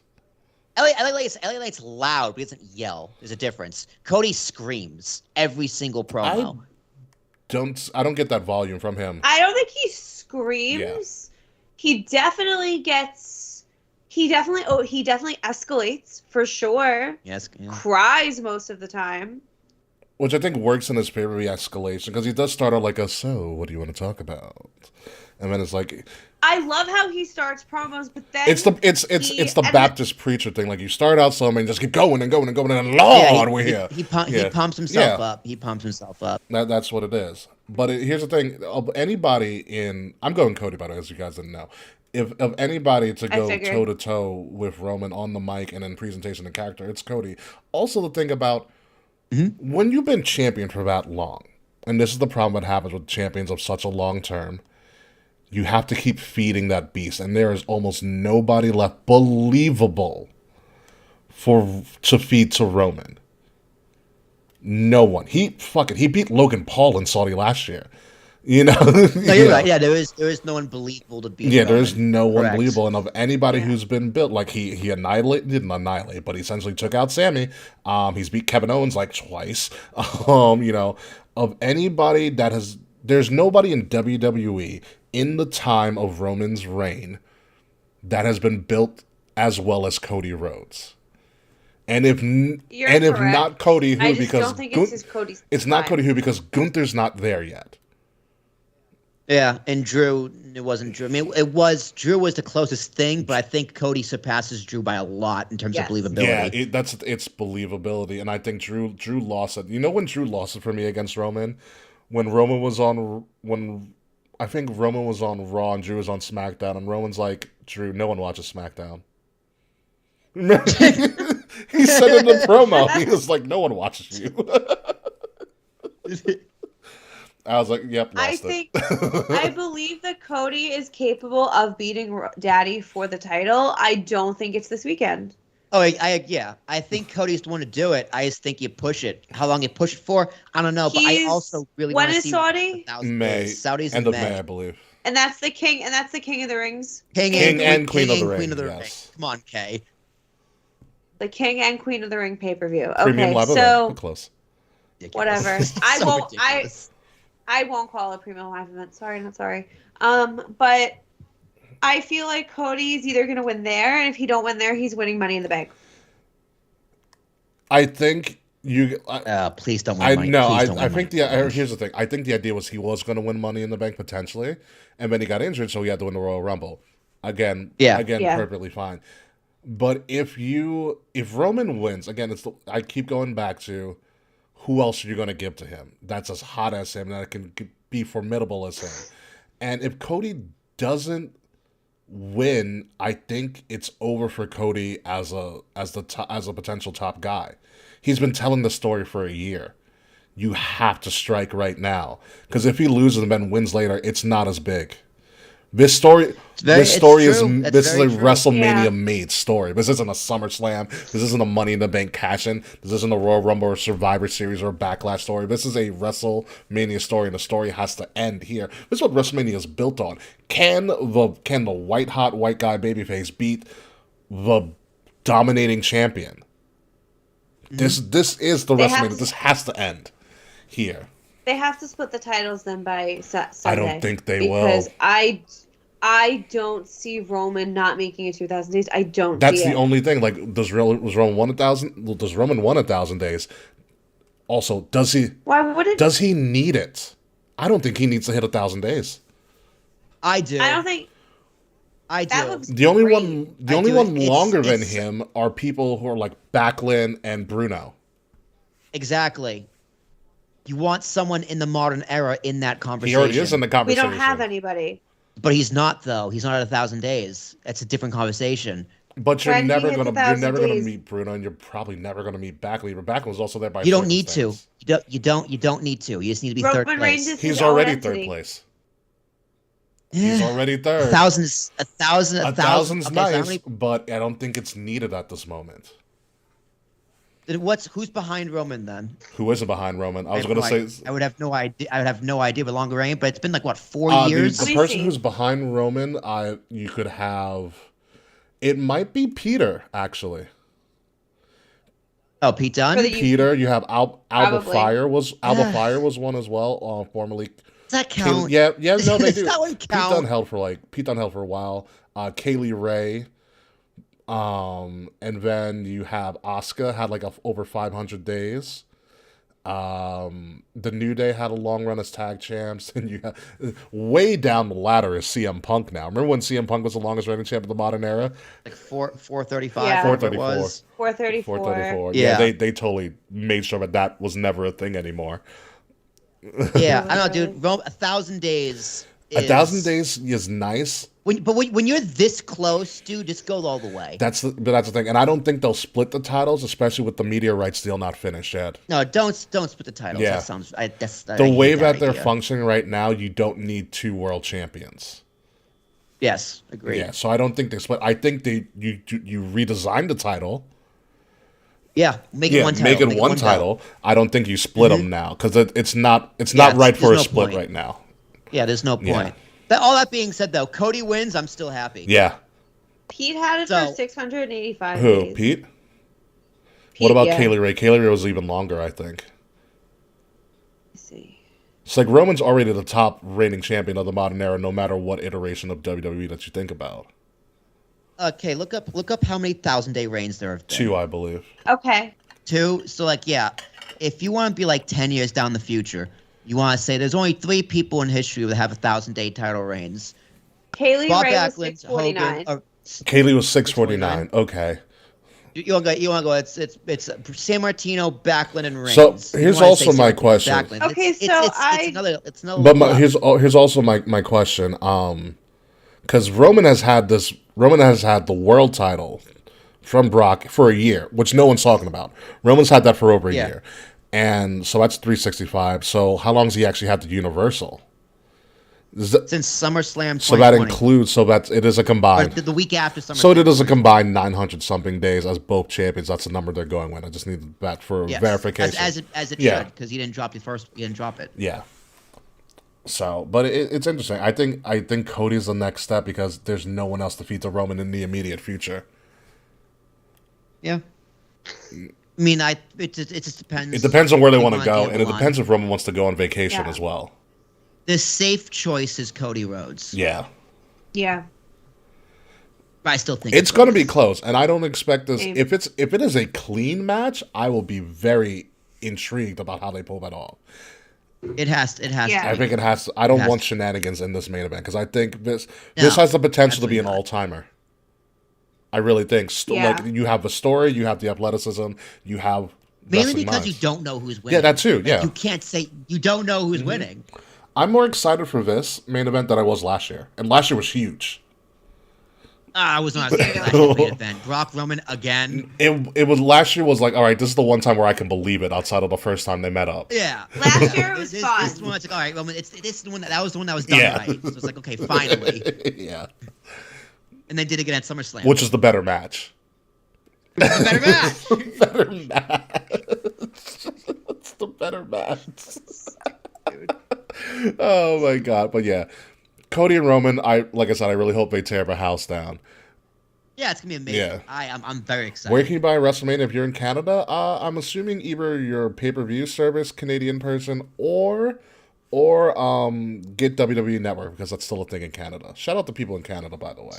Steal it on the internet. Yeah. Moving on to what will probably not be the night one main event from what people are saying, but we have Sami Zayn should be and Sami KO with their matching WrestleMania t-shirts. Dude, I love it. This has to be the main event versus the Usos for the Undisputed Tag Team Championship. It should be. I know there were reports saying that Rhea and Charlotte are the night one main event, which should not happen. They should open night one. They're not doing that either. Cena and Austin Theory are opening night one. Yeah, well, they should have opened night one. We will get to Cena and Austin Theory. But Sami KO and the Usos, the second hottest storyline in all of WWE. Could this be a bad weekend for the Bloodline? Because that's what I'm leaning towards. Yes. Yes. Sami and Kevin are doing it. It's time. Yeah, Sami and Kevin are definitely doing it. It's time. Yeah, Sami. I'm gonna cry my eyes out. This will be the crying. I love, Kay, how you predicted Roman's going to win. And when I said bad weekend for the Bloodline, because I was insinuating Roman loses too. And you were like, yes, absolutely. No, because the Usos are 1,000% losing. It's over. Yeah. Because this is the dissolution of the Bloodline. Yeah. It's done. It's dying. It's done. Which brings me back to a Cody promo who says, as soon as everything's gone, they will all leave you. I think that's prophetic. Yes. But no, I think Sami and KO have to get this win. They have to get this win. They can't take another loss. I think there will be a riot if Kevin and Sami don't win. Also, Mr. YLP, are those Dynamite spoilers? Yeah, drop the Dynamite spoilers. Usually Fretz is the person that does that for us, but you can drop it, Mr. YLP. We really don't care. We're talking about WrestleMania. We're not talking about AEW. We will comment on it live, too. No, they have to do it. I think it was also pretty cool that Sami and KO said, like, oh, yeah, LA was the place where we got our big break in wrestling. They have to. They absolutely have to. And I'm not just biased because, like, Sami and Kevin are, like, two of my favorite wrestlers ever. Mm-hmm. But, like, it's just, it's the time. Like, I've said for a very long time that I want Sami and Kevin to win the tag titles. Mm-hmm. And there was never quite the right time. And I feel like this is truly it. Yeah, it could be. Okay, I have a question for you because I know you haven't been on in a while. What did you think of the hug? Yeah. I loved the It's the hug. greatest hug in the history of wrestling. I just loved it this week. Kevin's like, we hugged last week. We hug once a year. And then they hugged. That's a true bro friendship right there. Yeah, no, one hug, Yeah. one hug per year, dude. We hug once a year. That's crazy. Will, who do you got on this? Is it Sammy KO? Oh, yeah, it's Sammy KO. See, this is Sammy getting his WrestleMania moment. I mean, Yeah. this is saying, hey, thanks for not being a dick when we give you a moment to Cody instead. Yeah. Yeah, no, it's going to be interesting, and I like to see how this goes. This should also be a stellar match. Again, a lot of emotion, a lot of storytelling. This is going to be a fun match. Let's go to what is actually going to open up WrestleMania, the first match, which is very rare, but they actually announced the first match on the card.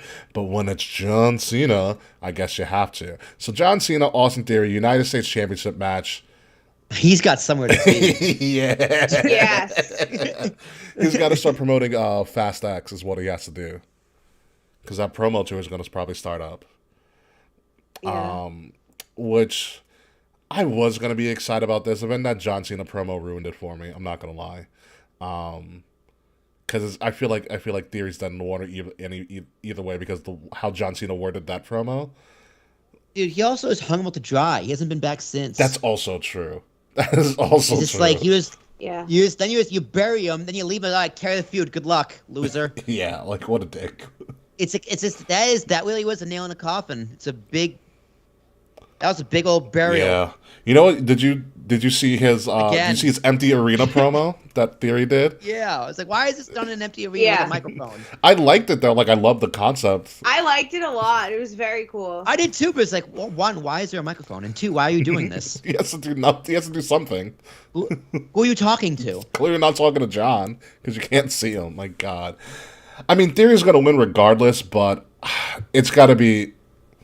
Theory's got to almost kill John Cena for this to work. I'm picking Cena, dude. Oh, you. Yeah, Cena. Really? Dude, start him off hot and happy. You don't start out the first match and just go boo. Yeah. Set the tone, dude. Set the tone. Yeah, set the I think tone. You don't have Cena a major losing- you don't have a major heel win the first. That's why I thought this was weird. This is the first match. I was like, oh, you want John Cena to win? Ooh. That's so bad for Austin Theory. That's so bad. Oh yeah, that's bad. It's That's really bad. really. Remember Rusev? Remember Bray Wyatt? This doesn't end well for anybody. I've seen this Austin before. Theory- Fool me once, dude. I'm not falling for this bullshit again. I fell for it twice. All right, He's in a still row, young 2 enough. years in a row. But he's still young enough where in the whole So in the is grand Rusev. scheme of True. So is Bray. but look how much better So is Bray. It's true. I don't know. I would like to think that Austin Theory has a lot more time and we'll forget about this in a couple of years. I don't Oh know. no, you don't forget a burial Yeah, from John Cena I don't WrestleMania, know. because it's happened so many They times. literally WWE released a 30-minute YouTube video of John Cena eviscerating people on the mic. Okay, it does not look well for Austin Theory at all. Oh my God, I feel. It's a shame, so dude. bad. It's a damn shame. I feel so bad for Austin Theory. I'm so going with him for the win because it's just. Dude, I just don't. I'm not gonna say I told you so, but I can't wait to say I told you so. It's not even that you told you so, because like I said, I was excited for this, and then John Cena had to be John Cena, and just. John Cena's gonna have to break a hip to lose. I think Fred's right. It has to be a Brock Lesnar SummerSlam like squash. I don't want to see that either, though. I want to see an actual competitive match. Yeah. I really do, because I want Austin to showcase what he can actually do. Because Cena isn't really that bad of a wrestler. He has 5 moves. 6. Like when Actually, Cena he has wants that to punch. wrestle, he'll fucking He has wrestle. that punch that they debuted a couple years ago. Oh yeah, God, Remember that punch? that was worse than his hairline, dude. Yeah. Yeah, I don't know. I'm praying for Austin Theory to be okay. Like, dude, look at that picture. Look at him looking. He's looking at me like, yeah, well, I'm gonna beat him. You know it. Yeah, that's the look on his face. Is like, you're an idiot if you don't believe me. Yeah. I'm hoping Austin Theory can survive this, which way. It's gonna be rough. But let's move on. Oh yes, the Beat a Child match. Oh, I cannot I wait. can't wait. I cannot wait. Talk about a match that has been booked beautifully because Ray and Dom didn't touch till last Friday. Oh, Friday, and it was a great punch. Fantastic It was so punch. good. I honestly thought Angie was going to beat his ass. Yeah, Me too. should've. Like both of them should have been stomping. I him. would have been like if I ever yelled at my parents that way, I would have been beheaded. Yeah, I yelled shut up like that to the babysitter, and I almost got beheaded. I was 4, so don't give me too much slack. But yeah, Yeah. It's just I can't wait for this. the feud has been really Yeah. good.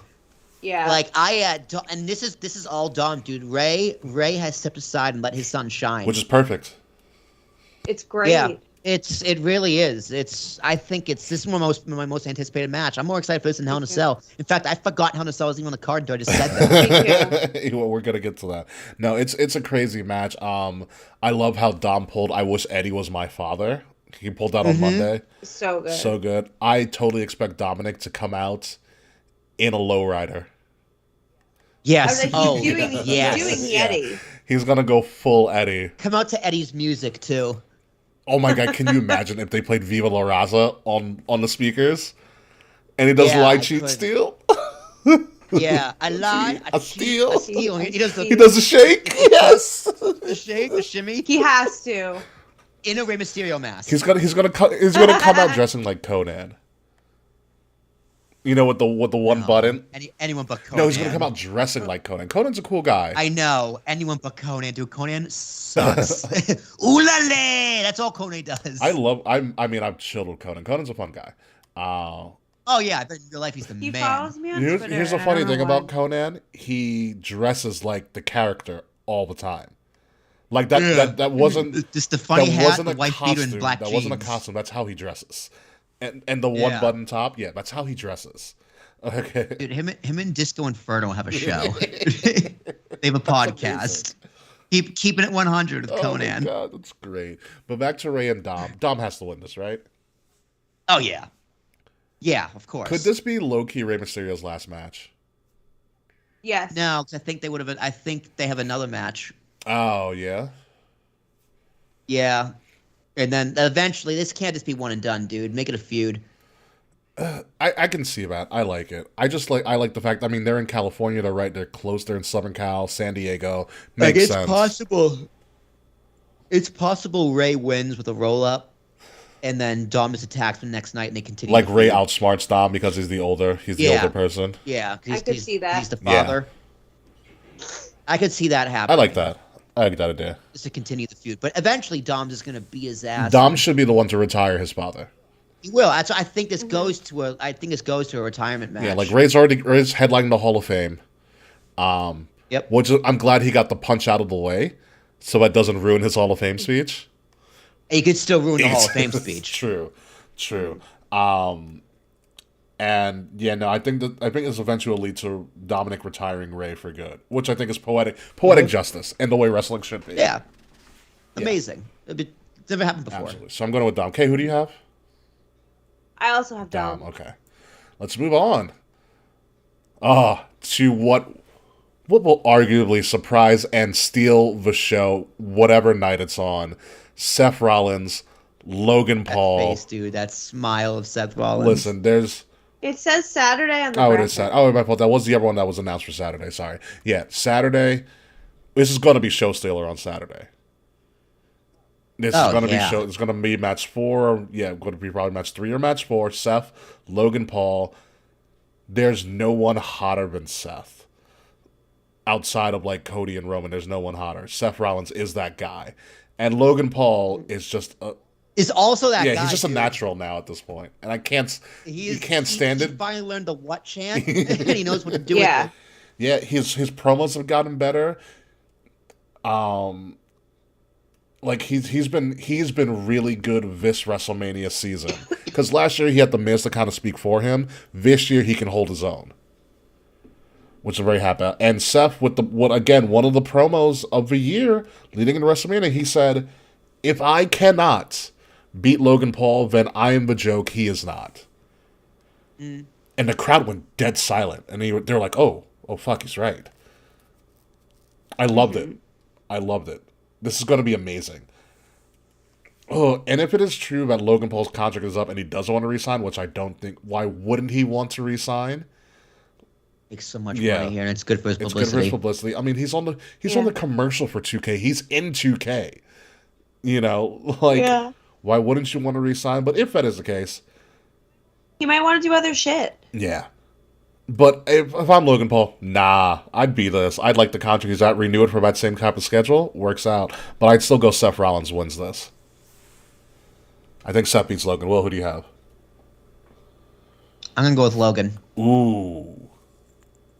Because Seth, throw it this way. We were talking, Ricky and Kay, that last year Seth was like one of the superstars of the year. Yes. And how'd he do that? He lost the most matches in like all of wrestling. He was also signed with getting Cody over like Rover. Yeah.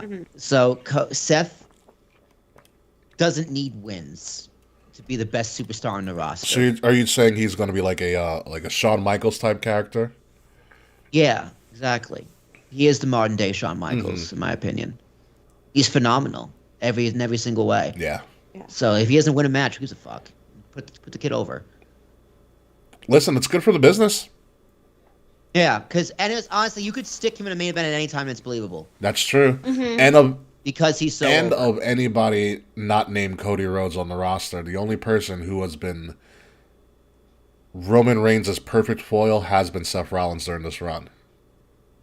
Yes. Because that actually went to a DQ finish, if everybody remembers. Roman could not beat Seth. I think it was a SummerSlam he came out, and he came out as a Shield. It was. No, Rumble. Was it Rumble? It was last year's Rumble. Roman couldn't. Was it? It was either Rumble or a SummerSlam, but it was Rumble. I think you're right. I think it was Rumble last year. Roman could not beat Seth. Roman used it was Rumble. Thank you, Fretch. Because Seth came out as a Shield and played the perfect Joker foil, and Roman DQ'd himself. I remember. So that is the only other foil to Roman's reign right now, and Seth can pull the argument if Roman wins that you never actually beat me. That's a good story. That's a good summer story right there too. So, Kay, who do you have? I got Seth. I have Seth as well. What's Seth? What's Seth going to come out as? I like Mr. Fred said he comes out as Joker, which I think would be perfect. Joker would be perfect because of the references in the film. Pee Wee Herman. He's going to go, No, stop. I am afraid of Pee Wee Herman. I don't want that. A lot of people are afraid of Pee Wee Herman. Ugh, I hated that. Yeah. So. He's going to come out as Jake Paul. That'd be great. Absolutely great. Let's move on. Hell in a Cell. Edge versus what we know now, Demon Finn Balor in that god-awful red Hell in a Cell. No. They got rid of the red one. It's not red. Is it going to be gray? Yes. Oh, my God. Thank you. Thank you so much. I do not want to see red. It's over. I would not want to see red. Thank you, Triple H. That's totally a Triple H move. He's like, God damn it, go to hell with this. To hell with this red. We've sold enough toys. Just go sit down. Yeah. Believe me, if we do this, people are going to think I'm in charge. All right, just let me do it. Yes, you can still book a boss. Edge Finn Balor, Hell in a Cell. This is going to be. I don't know where you put this. Fun. Maybe put it on Sunday. Yeah. Put it on Sunday. Yeah. Demon Finn returns, which is going to be fantastic. That's going to be a fantastic entrance. We're probably getting Brood-ish Edge. I heard Gangrel's coming back to be with Edge. That would be great if we get Gangrel and Edge doing their entrance again. That would be good. It's probably going to be Brood Edge versus Demon Finn. Oh, yeah, no, that's what they've been alluding to with their promos and stuff. I love it. In my opinion, as we move with this, I think Finn needs to beat Edge. I agree. Yes. I think Finn needs a win. Finn needs a win. And Finn does Yeah, win. Finn needs a win in the Yeah. worst way. I think Finn does win. Edge is already in the Hall of Fame. This is just fun for him. I also think this is Edge's last Mania. I don't think Edge makes the 40. I could see that. I think this is Edge's last Mania. I think Edge does not make it to 40. And I think we're beginning the Edge retirement tour. Mm-hmm. Which is fine. Good for fucking Edge. Right, Yeah. Ron? Yeah. Great second run. Listen, he had a great first run This was and great second run. And he main evented the Mania when he finally got back in front of a crowd with Roman and Bryan. It's great. He main evented with Undertaker in He main evented 24. with Undertaker, which Undertaker tried to give him the win. And Edge refused. Ooh, Mr. Fred said SmackDown in Toronto this August. The tour ends there. Interesting. That makes sense. Oh, that'll be powerful. He retires in Toronto. Whew. I could see Oh, it. that's beauty right there. But I think, are we unanimous here? Finn wins. Yeah, Finn. Does Yeah, someone Finn get wins. does someone get thrown off the top of a cell? Nah. No. Put through it. Like the mat. Okay, that's fine. That works for me. Yeah, Finn wins all around. He needs Demon Finn wins. Meat slapping majesty. Well, that will be the Intercontinental Championship triple threat match. The Intercontinental Champion Gunther versus Sheamus. Versus Sheamus versus Drew McIntyre because they needed something for Drew to do. I don't know how this match is going to go, but I love it. No one's... Great, those dolphins. That's great. I'm very excited for this. I would have been more excited if Gunther got a singles match, but this is going to be a banger. An absolute banger of a match. I already have my fantasy booking. Tell it. Let's hear it. All right, so Gunther's winning, Yes, obviously. he has to. I think the Pete Dunne Gunther feud returns for the Intercontinental Well, title. okay. Funny that you say that because I don't know if you've heard, there are inklings that Butch is going to be retired. I heard that too. That they're bringing back the Bruiserweight Pete Dunne gimmick. Which apparently was in the works, Because- but then the Brawling Brutes got hot, and so they had to stick with it. Yeah. So, but continue. That UK feud was so fucking hot. Do you remember how it ended? And violent. Violently.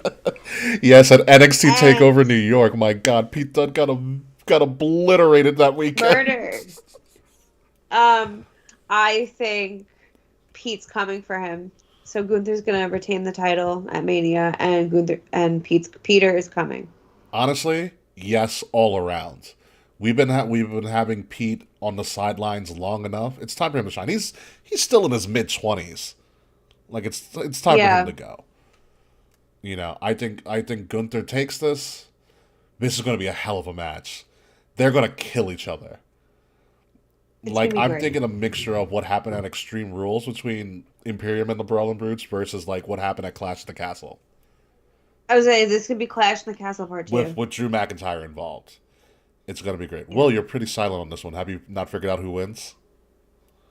No, Gunther wins, of course. I agree with everything you guys are saying, but I do think Drew deserves to be in this match. I think he adds. I think he adds a little bit more. I think he's familiar. And he's going to familiarity.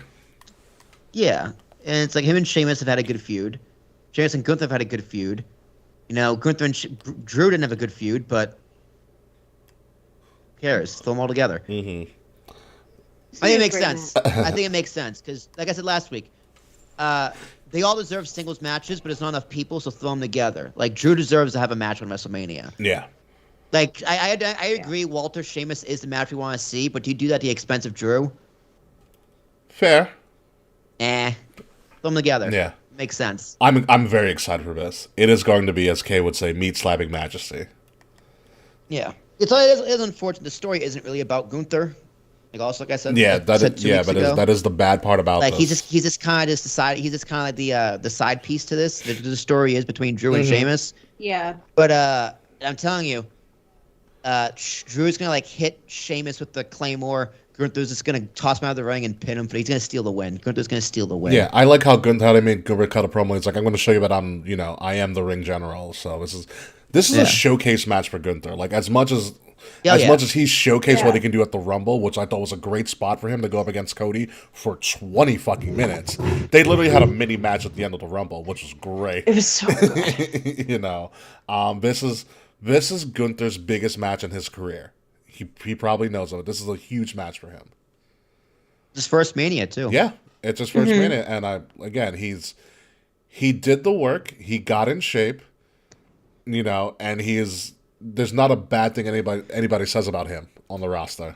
I'm excited for the match. I am too. Like I said, Gunther has won me over. Yeah. I'm not gonna lie. He has won me over. This is gonna be it's a fun, incredible match, and this can be more entertainment than it has to be story. It's going to be a lot of slaps. That's fine. It's going to be a lot of slaps. A lot.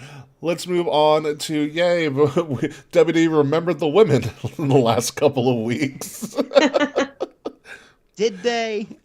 No. Well, here's Charlotte, who believes she's a face. She doesn't act like one though. Yeah. She's just a bad face. Here's Charlotte, who believes he's a face. Rhea's doing pretty solid. I like Rhea's motivation. Yeah, Rhea's just Rhea. I like Rhea's like, I have to beat you before, which is cool as well. I really don't like the fact that they didn't really play up Charlotte beating her last time. They should have. They didn't. They haven't, and I think that's a misstep on their part. Their pull apart on SmackDown was good. Oh yeah, but a little fight, It's kind of funny because I had a guest on Talking with Tarashuk that actually dropped today. This guy from Massachusetts. He likes a big wrestling fan. So at the end of my podcast, I get to let the guest ask a question, and he asked me about WrestleMania. He asked me like, he's so pumped for this match. He's like, how excited are you for this match? I gotta tell you, Keith. I like Rhea, I like Charlotte, but I gotta tell you, I couldn't give a fuck about this match. That's so true. It's true, dude. Like, the match is gonna be great. It's gonna be fun to watch, but the story, it's not there. And, like the motivations, it's just not. The there's too many there's too many better things on this card. Yeah. Like if this was just built for Backlash or Night of Champions, I'd be like, great. This is a mid card feud on a main event pay-per-view. You're absolutely correct. 100% correct. Yeah. But Rhea wins. I think Rhea wins. Yeah, I don't it doesn't serve Charlotte to win. Like she's doing a good job. Yeah. Rhea's doing a good job. Her character's there, her promos are there, in-ring work there, presence there, fan reaction there. Mm-hmm. Just who cares? It's because Charlotte's not a believable face. Like her promo on SmackDown, she tried. Like she tried. She tried. It's just not that no one believes it. I love my dad promo. Where she's like, I worked my ass off, I earned everything, and we were just like, yeah, nah. They say she said that in the back of my mind. I'm like, no, you don't. Like Ashley loves her dad. Charlotte doesn't love that. Charlotte fucking hates her dad. I do like how she also leaked that she's a 14-time world champion. I was like, Jesus fucking Christ. But she has to lose to get to. She's gonna break 17. Yeah. She's gonna break 17, and that'll be her big claim to fame. She's won the worst world titles of anybody that WWE recognizes. Charlotte's a part-time wrestler. Just doesn't want to admit it. In her instance now, she's going for the feuds. I think Rhea's the perfect feud for her. I think Rhea should win. You set up Charlotte, Rhea 3 down the road. I mean, you do need to do this match. Look, I totally understand. Like, we all wanted Bianca. We want Bianca Charlotte. Rhea. That's the better match. Yeah. Or Bianca Charlotte even. Yeah. But we don't know how much long Charlotte wants to wrestle, so you have to do this match now, because you might not be able to do it again. Understandable. So I understand why they did the match, and for that reason, like again, it's gonna be a great match. Yeah. Just there's no stakes. Yeah, this is gonna be a pretty interesting premium live event or pay-per-view. It really is. It's a great card. Yes. Top to bottom. Well, the bottom's pretty bad. The bottom's the pretty top bad. to like lower middle is great. Yeah. And I remember we were bitching about, I think like a month ago, like, who the fuck is gonna be on this card? And then as usual, WWE is like, well, here you go. And you're like, God damn it. Well, we knew it was on the card. They just had to finalize Yeah. everything else. Yeah, they Yeah. just had to finalize Yeah, it. so I got Rhea, Will's got Rhea. Kay, who do you have? Daddy. Duh. Well, I don't even know why I ask you sometimes, to be honest with you. Because you have to. that again, yes, I do have to. Mr. Wild P, they have years to do that match. He's saying Bianca and Rhea should have been the match. It's like, but they're have both years so young to in do their that. prime. They have They have 14 matches ahead of Yeah, them. they have years to do that. Let's move on to a video package that helped save this match. I will tell you that. Yeah. Saved this match so much. I forget Asuka's accolades all the time. You know, because you know what? She dwindled a little bit after Charlotte beat her in New Orleans. Yeah. That was such a mistake. Like even when she won titles, It didn't she was seem still as dwindling. big. Yeah. Yeah. Yeah, it's kind of the give and take of being undefeated for so goddamn long. Like for as successful as she is, it still feels like they booked her Yeah, poorly. and she's wildly successful. Like she was, and I love that they brought back the Kana. They haven't let her go full psychotic Joker yet, which I really hope they do. And here's the thing that we're not talking about with Bianca Belair, and I actually remember this because I was on Bots and Chair Shots the other week talking about the history of the European title. Number one, Bianca is the longest reigning African American champion in WWE history, men or women. She passed. did know He that. passed Kofi. Yeah, she passed, and also She's approaching the Raw Women's Championship record too. she's gone 1 year as champion. Remember, she won this title at Mania last year from Becky. Mm-hmm. She has not lost.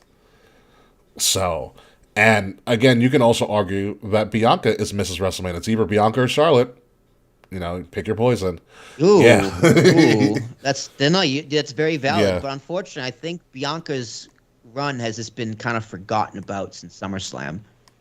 Because they haven't focused on it, and like, Yeah, I always when Yeah. I watch Raw, like, oh yeah, Bianca's on the card. I have forgotten about Bianca Belair It's- in the past few it's months. sad because she hasn't even like been there. No, there's no buzz around it's a her. victim of Roman, Cody, Sammy being all hot at the same time. I mean, yeah. don't get me wrong. Yeah. There's a lot of really good stuff Yeah. right now that deserves the time. Mm-hmm. But she's kind of just an afterthought. I mean, it's still a great run. Again, this is gonna be a great Yeah. match, but there's just no You know buzz. what it is? You know what it is? Well, it's that this reminds me the way that there's a lot of hot storylines right now. This reminds me of it almost reminds me of like a resurgence of an Attitude Era where like everybody's going, and if you're not with it, you're going to be forgotten about. Yeah, pretty much. You know that's what it feels like to Like me. even Dom has more buzz than this match. This is Yeah. a title Yeah. match. But Dom had the benefit of like those social media exclusives. The video that you saw packages. that's circulated online, that the holidays and the arrest. 'Cause you know why? That circulated They online l- and then made it on a They television. leaked them on the day of the holidays. Yeah, which is it's brilliant. hilarious. Yeah, they just posted on this social exclusive. Like those things actually matter. work. If those things go viral, you have a way better storyline on Yeah, television. they matter. Yeah, They matter do. a lot. With all this said about Bianca, I'll make the first pick here. Bianca doesn't need to win. Bianca, I agree. Yeah, Bianca doesn't. I agree with I'm Bianca. not gonna say Bianca. I was gonna say Asuka wins. Bianca You say I think Asuka Asuka wins? Bianca doesn't need this win at this point in their career, and I think it'd be good for Bianca to lose, especially because What does she do, though? Asuka is not one of the horsewomen. She's undefeated against Right. horsewomen at Mania, which is good, and I think that's something she needs to keep, especially if she's going to go up against Charlotte somewhere down the road. But she can lose to Asuka because I think Asuka needs a Mania win. But what does she do after? I don't know. That's the problem. That's a problem. yeah. That's a problem. And if you want her to be your big star that she Mm-hmm. is, because she is still a great star, great with kids, good merch. you know, Fantastic real life she story, is by the still way, a- too. Yes, and she is very much a face of the company. Uh-huh. Even though this match has no buzz, she is a very good representative for the company. There are people who are going to so show if up you at take the title WrestleMania. off of her, what does she Yeah, do? there are people going to be show up at WrestleMania just to see a Bianca Belair match. Yeah, of course. But kids love her. Yeah. Fucking my girlfriend loves her. So she better kids win. and women love her a lot. Yeah. It's I great. love her too. Yeah. I mean, I love Bianca Belair. She is a massive star. But No, I'd love This to is- she debuted what on did she NXT. yeah, I don't know. Yeah, I don't know what you do. I mean, it's what do you? like unless she just spends some time hanging out with Tez and this gets involved in theirs and they make some storylines with the two of them. There could be a whole big switch up with Tez and all of them after Mania because I think that is coming down the pipe too. It Yeah. is. Draft season is coming up. Is the draft actually happening? Is it draft? Is it Like, draft or shake up? If you're I gonna heard take it's hold on, let me look at my calendar. I want to say around April 10th. Mm-hmm. Like I heard after Mania, Trips wants to do the draft. Listen, I'm okay Makes with sense. that. I'm okay with that. I'm okay with that My too, guess but like is April 10th and April 14th. So pretty much about a week or two afterwards. Yes. Interesting. My thing is that it's the problem any of the women's division has in WWE once they're not going for the title. What do they do? Because the tag team titles have failed. Everybody knows that. yeah. Tag team titles are a disaster and a half. NXT does a better job at the women's tag titles. Yeah, and Ricky, we talked about this a few weeks ago as well. How women like. Well, okay, can I ask you this question? Can you think of Sure. any women's wrestling storyline that was a main event that didn't involve a title and didn't lead to a title? No. That's a problem. It's a huge deal. Yeah. They don't prioritize women. They never really have. Like And they can't book women without a title. They don't know how to. You know, they pretend to like care about women's wrestling and how to book women's wrestling. But they don't care. They don't prioritize women's storylines, which is why Bianca Belair has been the champion for a year and we don't remember half the shit she did because the men, like again, while obviously the space is deserved for these storylines, they let the women fall to the wayside every time. And we did talk about that a little bit because I think a big thing that Will and I agreed on is that there's not enough female writers in that room. At all. No. Yeah, I do. And the agree with ones that. and the one Yeah, times that they 100%. do have one, like they had great storylines. Like Otis and Mandy was written by a female, and they fired her. You know? Oh, that's great. That was really good. Honestly, that was memorable. Otis and Mandy was written That was by a a fun female, time. and she was part of those budget cuts. You know, the ones that Vince McMahon used. Johnny Gargano said what? this. He's like, it's easy to be good. It's more difficult to be memorable. It's a great line. Yeah. It's a great line. And that storyline with Otis and Mandy, it wasn't necessarily good, but it was memorable. Yeah, Yeah. It was memorable. it's memorable, and there's not enough memorable non-title storylines for these women. Yeah. You know, and that is an issue. And I mean, if it's going to be like here's the thing, it's also like non-major title because like it's either you're going for the title or you're nothing. Same with the tag titles. Yeah, exactly. That's what. So that's why I think Bianca keeps Yeah. it because she's just, and I think she deserves it. It's true. It's true. Yeah, especially if you want to make Asuka go crazy. Like this is their first of this feud too. That's Like, correct. WrestleMania That's correct. can kick off. I know WrestleMania is supposed to be a closing time, but it can also be at the beginning time. Like Ray and Dom have a feud, Rio and Charlotte have a feud. Like these are all their first meetings. That's true. It is WrestleMania is about ends and beginnings. Exactly. It's true. Yeah. So it could work. I'm still going to go with Asuka. Will's going Bianca. Kay, who do you have? What's wild is I think Will just sold me on Bianca winning because I was going to say Asuka. Because it's true, like Asuka hasn't gone, full crazy yet, and losing would do that. The only other way I could see her going full crazy if she wins at Mania, but when she drops, she'll go full crazy. Huh. Mm. That's fine. But you do need Okay, something so to you do need maybe something to I'll- build up her crazy though. Like she's been kind of fooling around, but like there needs to be an incentive for her to lose her mind.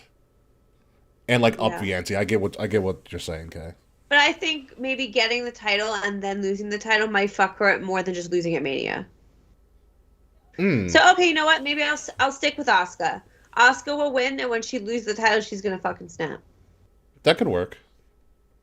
Well, I'm interested in this match too, because this also has the makings too. of being like Bianca's essentially a powerhouse, and Asuka can knock you out literally with a spinning back fist. Like no one's been like this is a great clash of styles. So I'm interested to see how this goes. Well, let's move on to also another. This is the Here Come the Women segment of the show. And it's really interesting that a match featuring essentially potentially 4 bona fide Hall of Famers, present and future, is this low in our prediction card. You have And No, Dakota Kai. literally. well, I said 4. I was leaving out Dakota Kai and Io because I don't think they're there yet. You have Pam, aka Bailey, and Damage Control, Io Sky, and Dakota Kai versus Trish Stratus, who doesn't age. It is gross how Literally. amazing she looks. Becky, who has this fantastic shape after just having a child, and Lita. Becky and Lita are the tag champions, but the tag titles aren't being defended. And this is just a fun. Oh, they're No, not? it's a 6-woman tag. We don't have a trios title. This is an AEW. Yeah, so Trish is fighting. Trish is coming out of retirement again and fighting. So Lita, Trish, Becky versus Damage Control. It's gonna be fun. It'll be a match. It's a thing. I'm just happy anytime I see Trish on my screen and Lita. Yeah, it's fine. It's fine. Yeah, I'm indifferent. It's fine. Becky also, if you saw her, Becky also kind of ripped Io Sky a new one. Oh, she did. Oh yeah, she whipped the boat. Yeah. I was like, "You're doing nothing." I was like, wow, that It came from the reminded heart, me Becky. Have you ever seen the clip of Tyra Banks on America's Next Top I've heard Model about it. eliminating that girl Tiffany? And she's like, we were all rooting for you. It was giving that. I mean, she's got a point, but I also think that's also that's a shot at creative too from Becky, being like, hey, they're supposed to be somebody, and you're making them do nothing. Yeah, pretty much. Yeah. You know, and it's true. It's another thing. Like, listen, if there was, and I love how that led into Becky and Io having a match, and Io looked great. Like, Io looked great in that match, and I think it is time for Damage Control to kind of separate, because I think this is going to be the end of Damage Control. Because I think it needs to end. Yeah, I'm a little bored. It needs to end. Io needs to go on her own. Bailey needs to be Bailey, and Dakota Kai can be Dakota, doing something. Dakota Kai can join with Rousey and what's her face, Baszler. Dakota Kai can become the newest member of Judgment Day. She goes into all black. I could see I can see it honestly. too, actually. But if you think you're gonna have Lita, Becky, and Trish on the team and not have them win, you have something else coming. They are winning this match. I feel like I'll be more excited when Mania actually happens, but like, I feel like if you told me a few years ago we were getting Becky and Lita as the tag champs, I would have been so excited. Now I'm like, meh. Because again, there's so much going on that like I forget about the women every time. I feel bad. Yeah, I mean, It's like if WrestleMania was one night, this match probably would have been cut. yeah, Absolutely. yeah. No, you're absolutely correct. Actually, all the rest of them would have been cut. Yeah. All the rest of the matches we're going to talk about, they all would have been Yeah, cut. because the other matches we're talking about are not going to be anything great. Honestly, dude, like if you had this really would have been the best one night WrestleMania of all time if it was like a 5-hour show and it was just all the matches we had before this one. Yeah, that's a 10 out of 10 card. Like this is a great card, but the rest of these matches are kind of just like who gives a shit? yeah. I will say, Participation. I will trophies, say, that's what I call it. say Becky, Lita, and Trish did have a good segment on Miz TV, where Miz kind of just played the sacrificial lamb. I was like, why are you going to talk to 3 women like that and try to? I was like, Miz, shut up, Miz, shut up, Miz, shut up, Miz, get out of the ring. You've been digging a hole. But I love it. That's Miz being Miz. But yeah, Becky, Lita, and Trish are winning this. I'll move on to, like Will said, the participation trophies. The men's showcase fatal 4-way I forgot about tag. this. Everybody forgets about this. I'm going to forget about it when it comes up. It's like, this is still happening? This is like, oh yeah, they have 2 nights. Shit.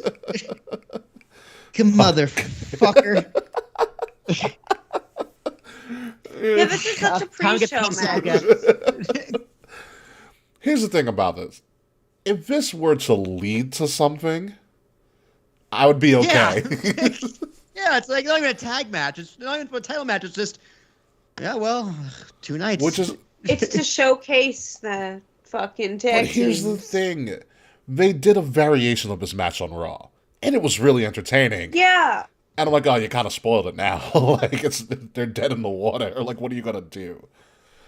again, the match is going to be fun. Everyone can wrestle. Everybody can go. They all Like, there's not going to be a bad match. That's the problem with AEW, too. There's no such thing as a bad match in AEW, and sometimes that's a problem. Yeah. You need bad matches just to be bored Yeah.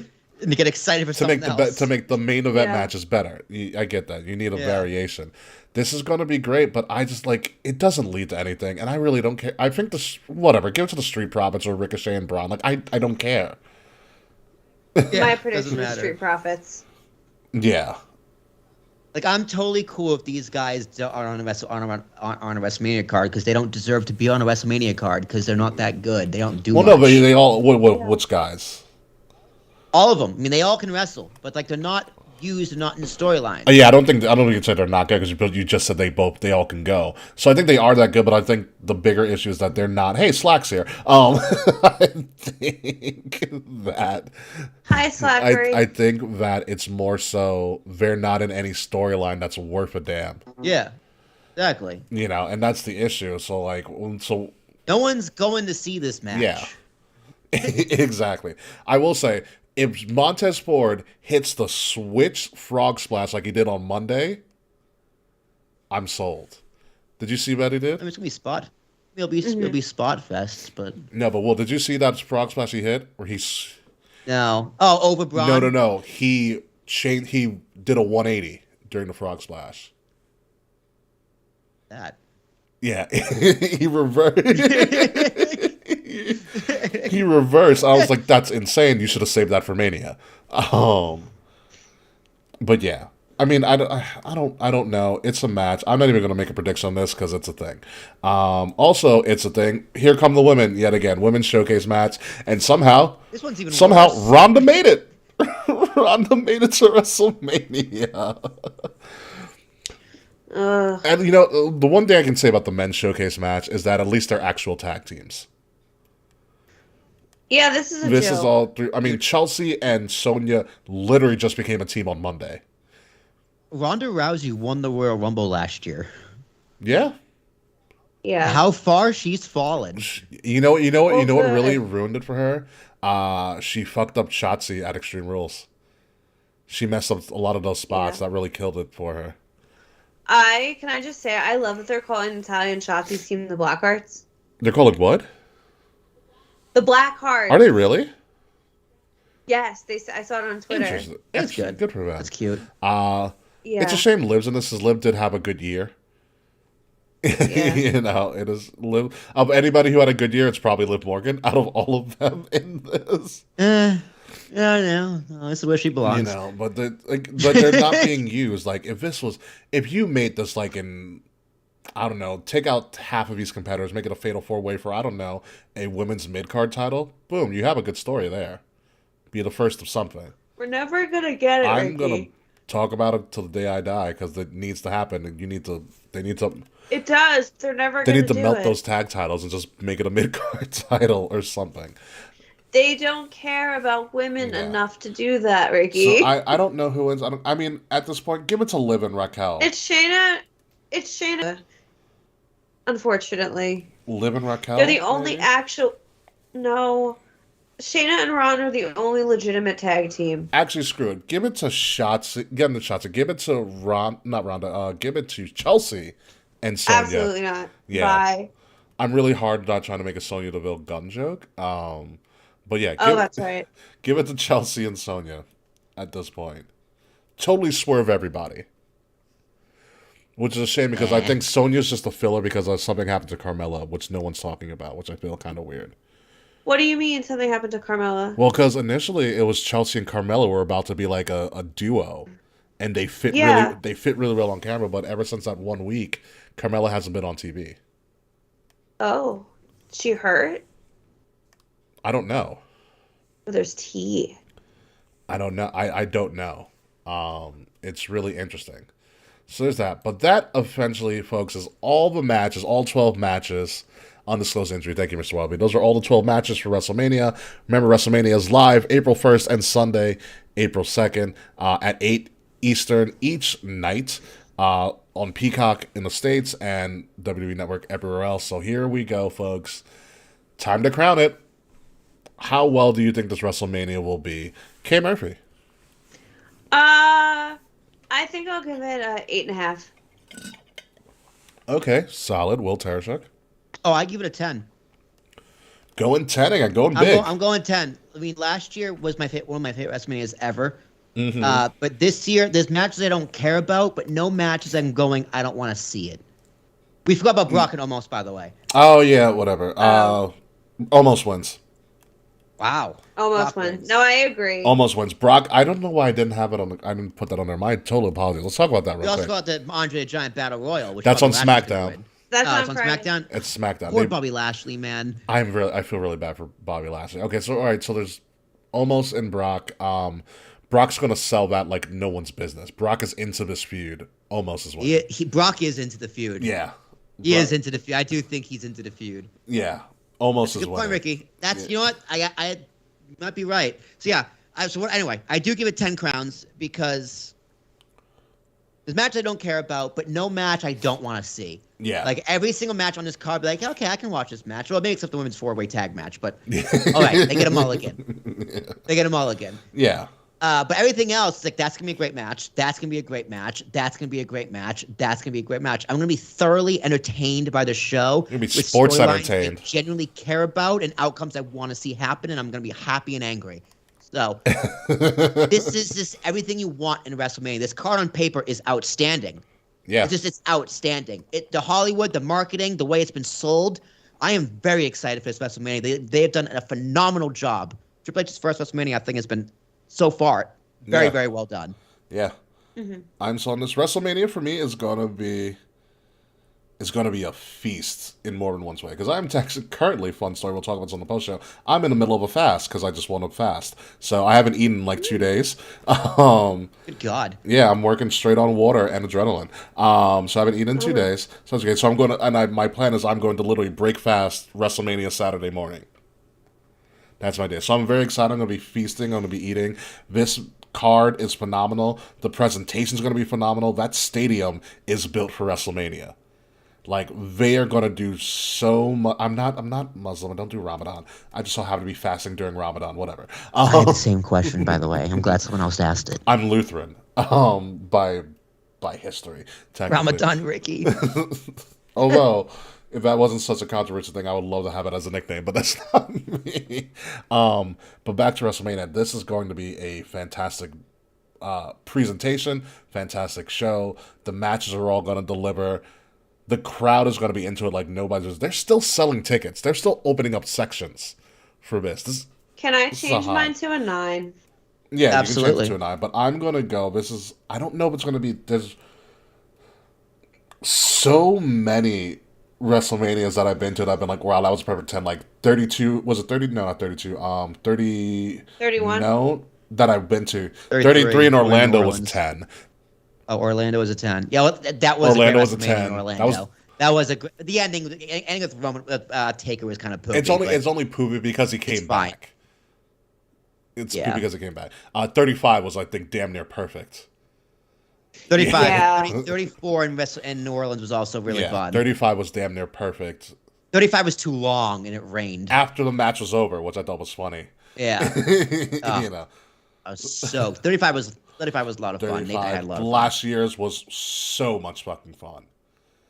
Last year's was like I said, one of my favorites of all time. It's that 25 and 24 and 30 are my favorites. Yeah, and I think this is going to be up there. I don't know if I'm ready to give it a 10 yet. I want to give it a room for it to grow and impress me. But I'm going to go 9.5. I'm going to go 9.5. All right, so we got 9, 9.5, and a 10. 9. I should give it a 9. I should give it a 9.75. You're gonna be Dave. You're gonna be Dave. I'm gonna be Dave. I'm gonna pull a Dave here. Go ahead and pull a Dave. So that's all for WrestleMania. But like I said, we are going to sprinkle in a little bit of NXT Stand Deliver, which is going to happen on Saturday at 1 o'clock Eastern Time. Oh fuck! I might need to watch this too then. God. I do. I'm not gonna lie. I kind of do want to watch it. I'm curious. I'll tell you what's on the card. I might watch This is actually a pretty loaded card. Does not follow the takeover format. They have about 6 to 7 matches on this card. I forgot how much. I think it's like 7 or something like that. So it's essentially their own night of WrestleMania. It's a pretty good card from what I've seen. since I've been watching NXT. There's a couple of matches like, whatever, but there's still things that are very interesting. For instance, finally, we get Braun Breaker versus Carmelo Hayes for the NXT title. This has been booked. It's time. This has been booked as, historically, the youngest main event by age in WrestleMania weekend history. These guys were also both drafted in the same recruiting class. How old are they? Braun Breaker's like less than 25, and Carmelo Hayes is like probably at 25. They are really young. They are uber talented. Carmelo Hayes more so than Braun Breaker. Everybody knows it. Braun Breaker's had this title for a very, very long time. It's hard to, and he's had this title for almost over a year. He's held the title for a year as well, and it's hard to picture Braun Breaker. What does he do without that title? Good thing he has a North American Championship to fall back on. Melo is 28. Thank you. So again, does Braun Breaker beat Melo, or does Melo lose and start getting bumped up to the main roster?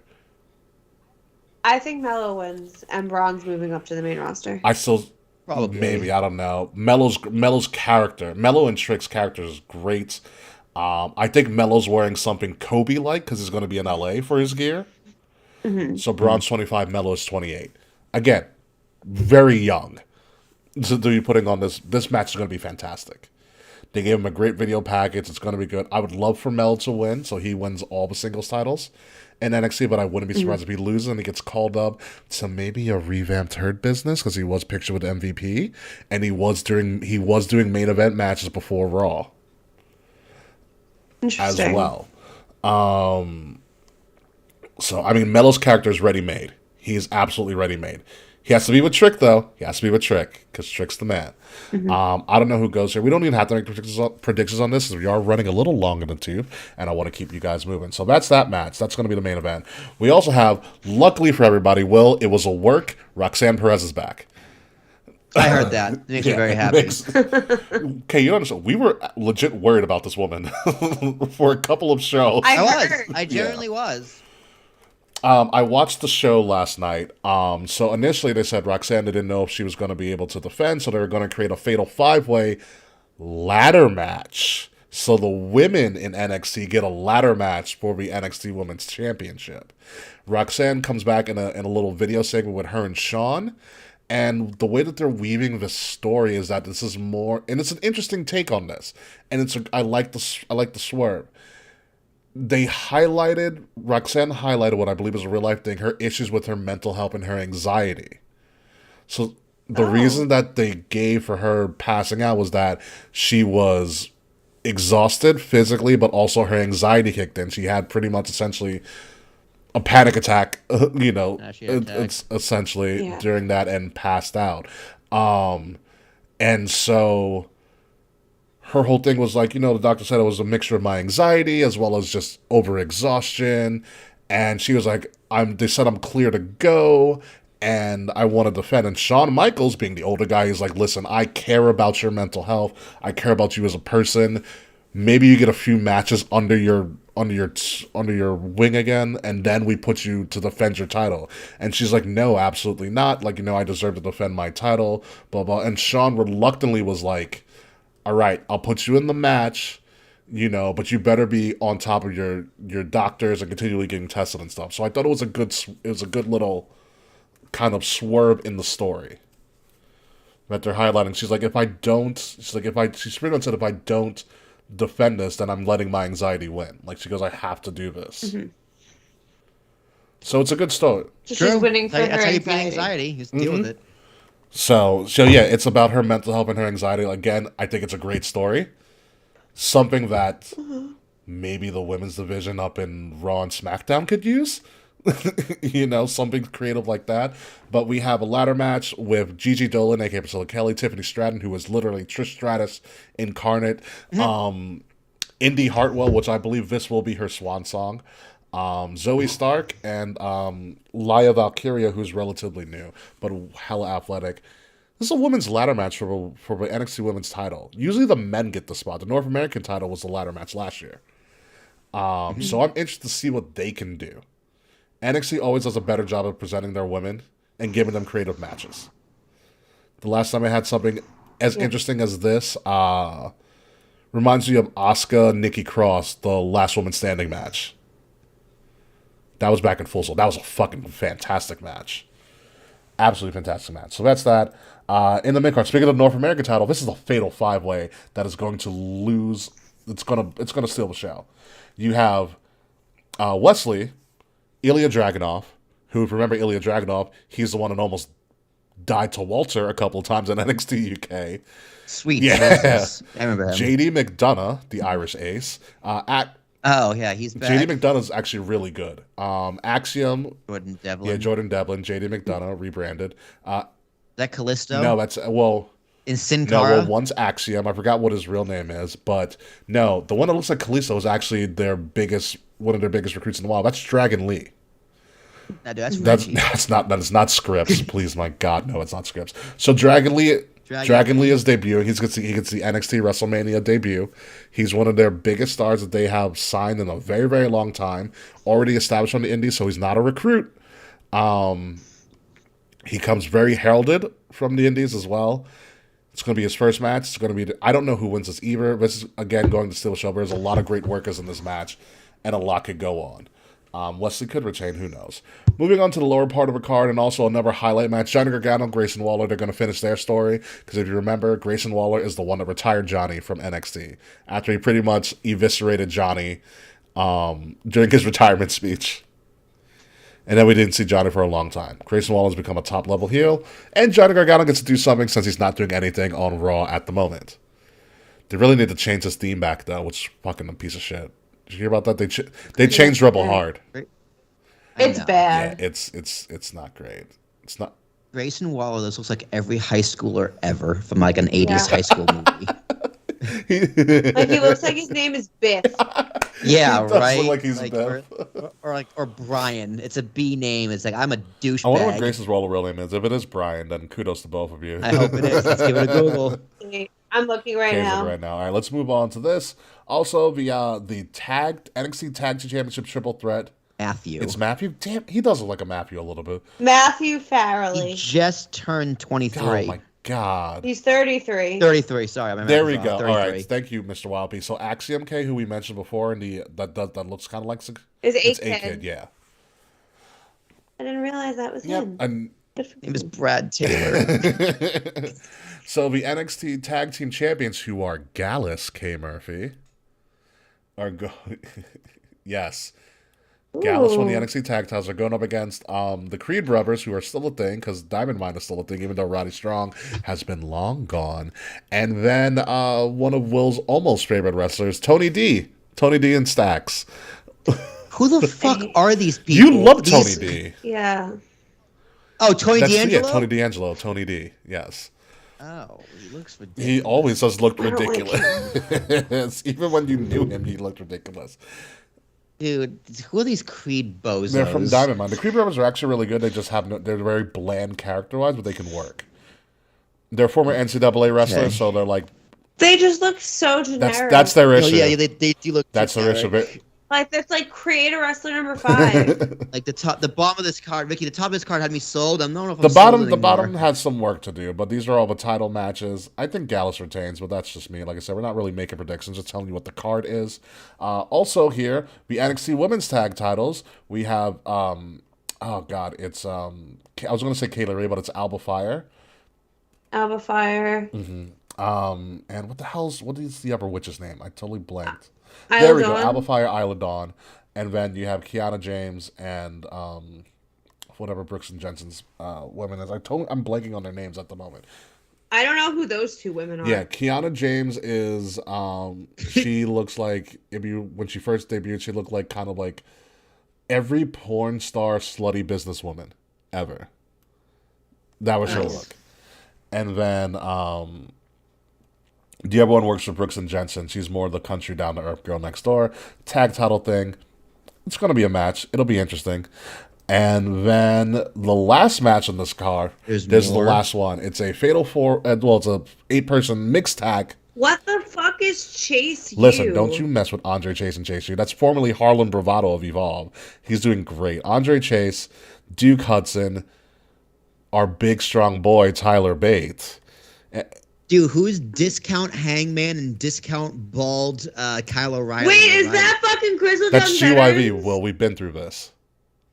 Oh, for fuck's Grizzled sake. Young Veterans with Joe That's Gacy Grizzled Young. and The Rock's daughter? Yes, Grizzled Young Veterans, Joe Gacy, also known as Schism, and Ava Raine, who's The Rock's daughter, are going to be in a 8-person mixed tag against Chase U. The winner gets control of Chase U. That's a storyline.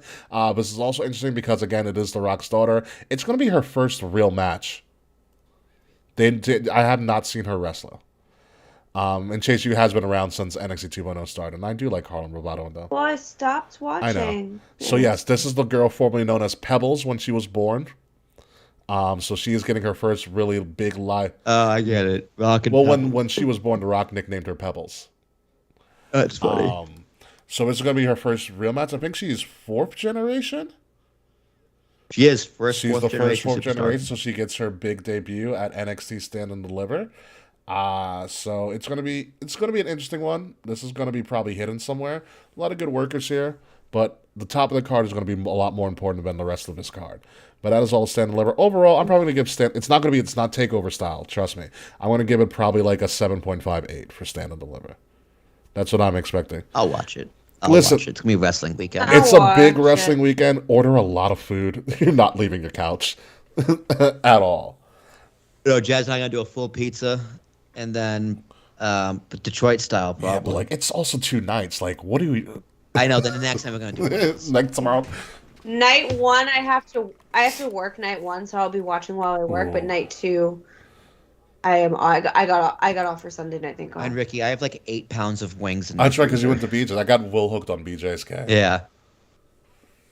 Good. I have to go to. I signed up for Costco, so I have to go to Costco. There you go. We also got this Having them all. massive box of fried ravioli. Oh yeah. Oh my god! It's like there's 35 ravioli in the box. I'm just like, oh. Throw these in the air fryer and just put them in my mouth. Yeah, what is everybody? I don't know what my meals are because Chinese food is going to be one of my meals.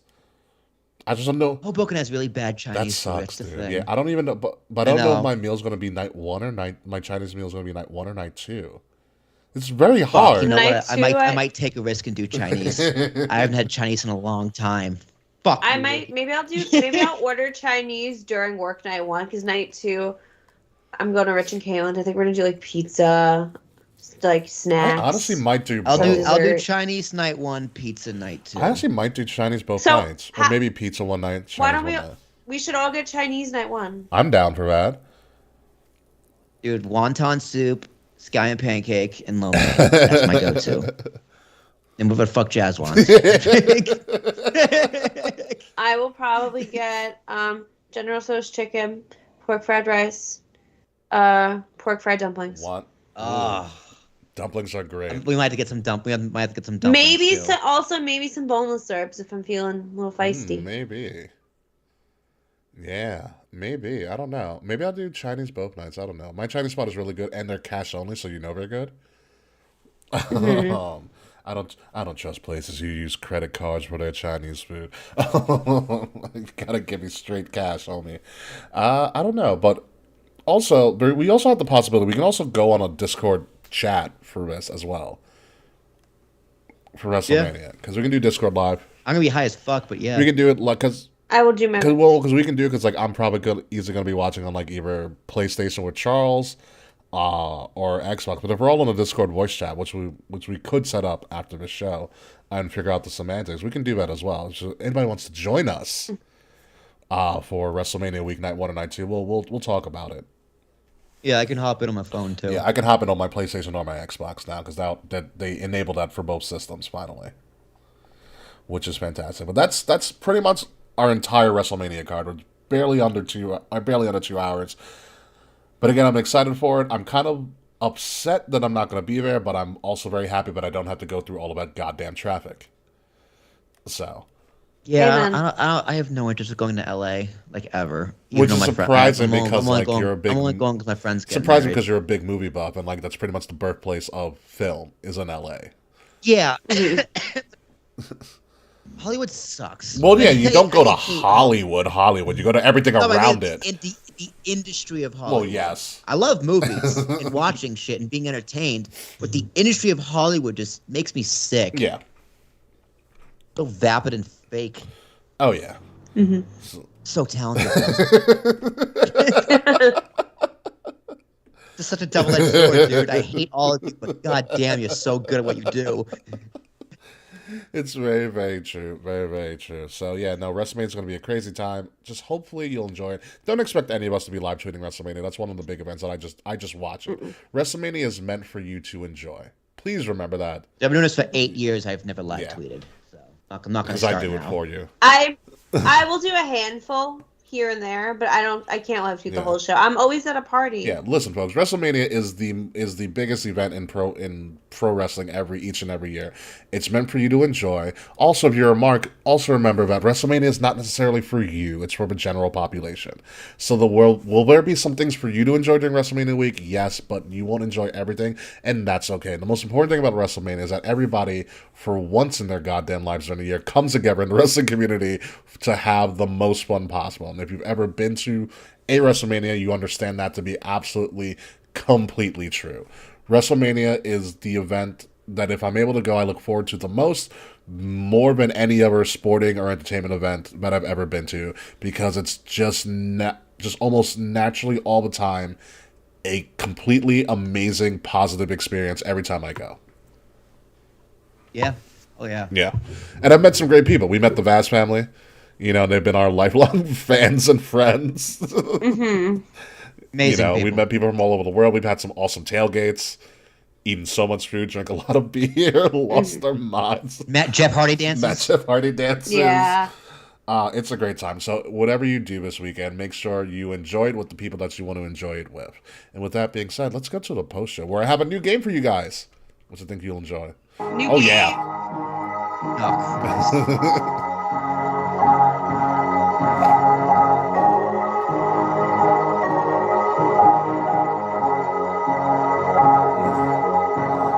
Ladies and gentlemen, you have been listening to our biggest show of the year, our WrestleMania Hollywood preview show on Kings of the Rings podcast, episode number 334. Sorry, I'm your host, King Ricky Rose. You still cannot find me at Ambassador because I have not returned yet across all social media outlets. Find Kings of the Rings podcast at KOTR_podcast on Facebook, Twitter, Instagram, Twitch, YouTube, so on and so forth. Like, share, subscribe, leave us 5-star reviews. If you're listening to us, make sure you're listening to us on Wrestle Addict Radio, the cure for the Con Wrestling podcast, with WrestleMania's podcast coming up on Friday and Mr. Wild Peace podcast coming up on Saturday, where they will be predicting WrestleMania and everything else during WrestleMania weekend. And follow Wrestle Addict Radio social medias at Addict_Wrestle on Twitter and Wrestle Addict Radio everywhere else. WrestleMania is fun. I'm glad that the family is back together talking about this, and we'll see what happens after that. Whenever Kay will return, we'll make sure to announce it. But Will Tereshuk, how about you? Oh, man, it's going to be a great weekend. I'm so excited. Jasmine's going to sit through Lord of the Rings extended editions all in a row in one day. Let's see if she can sit through let's see if she can do 2 nights. Listen, if she can do the extended editions of all Lord of the Rings, she could do WrestleMania. In one day, sure. Dude, I couldn't believe she did it in one sitting. I was very proud of her. Didn't ask too many questions. WrestleMania, man, we're gonna see what happens with that. So I'll keep you all posted. It's gonna be a great show. But my name is Will Tarashuk. T as in Thomas, ARASHUK. Talk with Tarashuk is going strong. My channel's kind of been very popular. If you want to say popular over the past month, views have exploded. At least from how I'd term exploded. So thank you. Kay Murphy, it's good to have you back. I missed you. I missed you guys so much. I'm so happy to be back. So happy it's WrestleMania season. I feel normal again. But like the end of every show, I'm fucking hungry. So me too. We were talking about Chinese food. I'm fucking starving. I cannot eat for another 2 days, so don't represent on me. I'm sorry, Ricky, but I will be making a snack for the post show. You can find me across all social media platforms at the K Murphy, THEKAE Murphy. I've been saying for like 6 months I want to change it. I still can't think of anything. So, because I just need it to not be my name anymore. So we'll figure it out, or you'll figure it out. New socials, TBD. K Murph. My nickname in high school was K Smurf. Yeah, we can do better. So maybe. We can do better. I don't know. K-Smurf was an iconic era, Yeah. but Who knows, folks? So whenever Mix Murphy comes back, and Will can shut down that music, lower it a little bit, please. There we go. Whenever Mix Murphy comes back and we finish playing this god awful song, we will return with our post WrestleMania predictions. Maybe we'll have a new guest. It will stop blowing out my ears. And maybe we'll enjoy WrestleMania. But you know, one thing that we won't enjoy is whenever Slack comes into our chats, because fuck you, Slack. Goodbye. Good night. We'll see you next week. Gotta hate this song.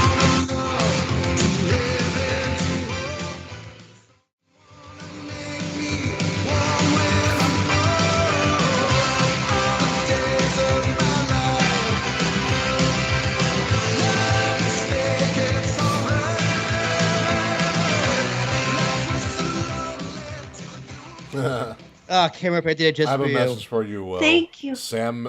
Yeah, what do you got? Sam Oppenheim messaged me. You know Sam, who used to live in Hoboken. Of course. He said. Yeah. All right, I'm going. He said, "Tell Will Nerdy. never to do Ooh Chavo ever again." Nah, hell no, man. Ooh, Chavo. No regrets. All right, let me set up. Here we go. So we're gonna play this new game. It's gonna remind you of Is It Racist, Will, but it's even better. I've been seeing this a lot. I do love Is It Racist. So we're gonna play a much friendlier version called Am I the Asshole? Oh, that's a really good one. Oh, hell yeah, let's fucking go. That's a good one. So what I'm gonna do is I'm scouring through the Reddit that gets updated like on a fucking daily basis, and we're gonna pick like 2 or 3 to figure out if they are actually the asshole based on the story. So I'm just gotta look right now. We'll wait till Kay comes back. Oh, god damn it. Ooh, that's a Why good am I one. staticky again? Oh, that's a long one.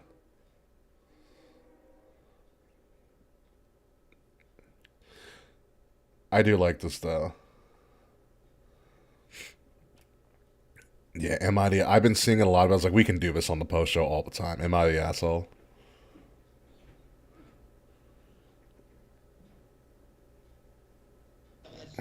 Jesus. Fuck. That's really annoying. Wow, these are getting pretty good. Let's see.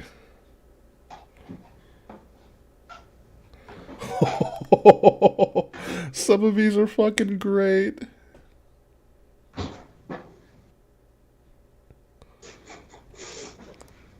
I'm looking forward to this one.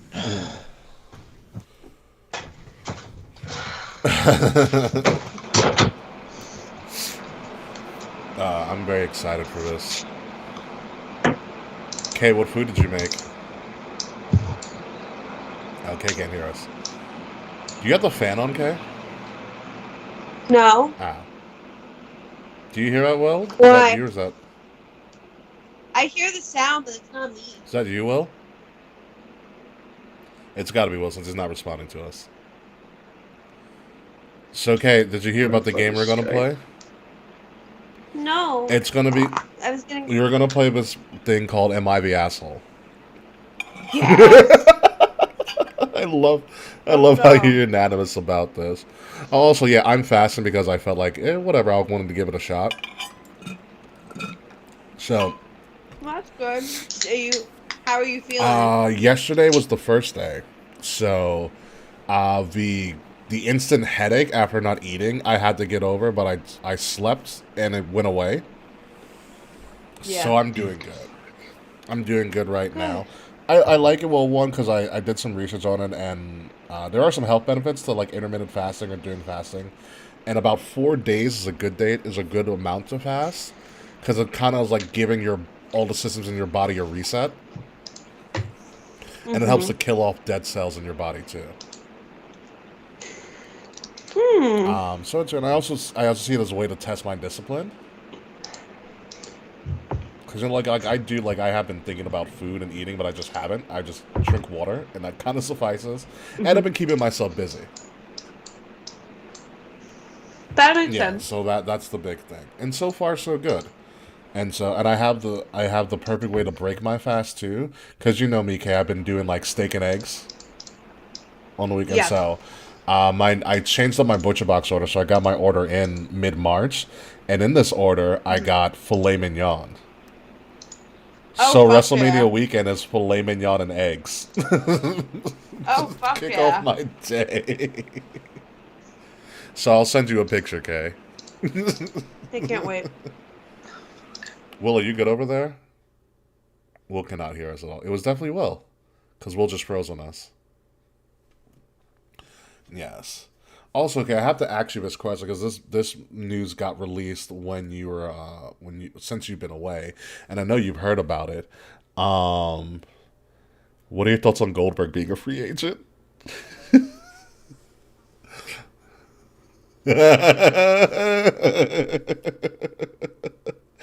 I was talking about it with our guest last week on the show, about if Taylor, her name's Taylor, that like it would make perfect sense if Goldberg beats MJF. Goldberg comes and squashes MJF and wins the title.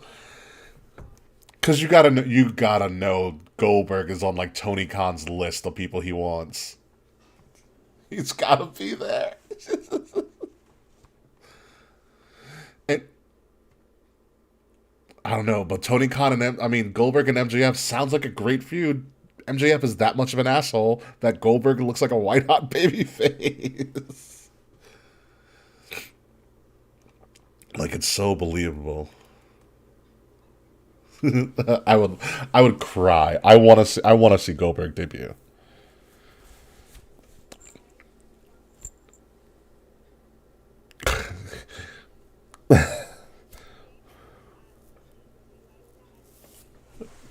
I know you would.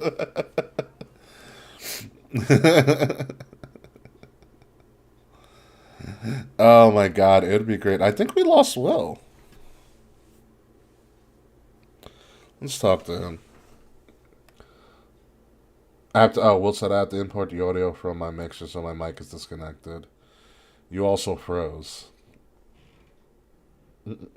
Well, I'll play this with you right now and Will can come back. Because there's a bunch of them. Let me make sure Will's still connected. Oh no, Will's gone. Actually check that. He'll be back in soon. So we're going to play this game, folks. If you're still with us, especially you, Mr. Wild P and Mr. Fretz. We're going to play this game called Am I the Asshole? We're going to... Oh, I can't hear you guys, so I had to dip. Okay. So we're going to play this game called Am I the Asshole? Where I'm going to read an anonymous Reddit post, and we're going to figure out if this person is indeed the asshole based on the story they tell. So you ready?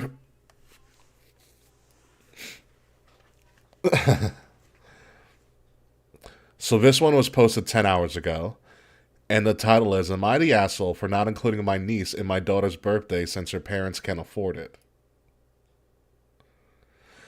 Okay. She goes, so this person is a 31-year-old female, and her daughter's 8, and the female's niece is also 8, are born 10 days apart. Due to this ever since they were little, my sister-in-law, who's a 29-year-old female, has always pushed for them to have a, quote, shared birthday party. When the girls were younger, ages 1 through 4, we used to do shared birthday parties, but my husband and I realized that we were always the ones to foot the bill for everything, food, decorations, location, etc. The girls also were complete opposites. My daughter has always been more of a tomboy, while my niece is super girly.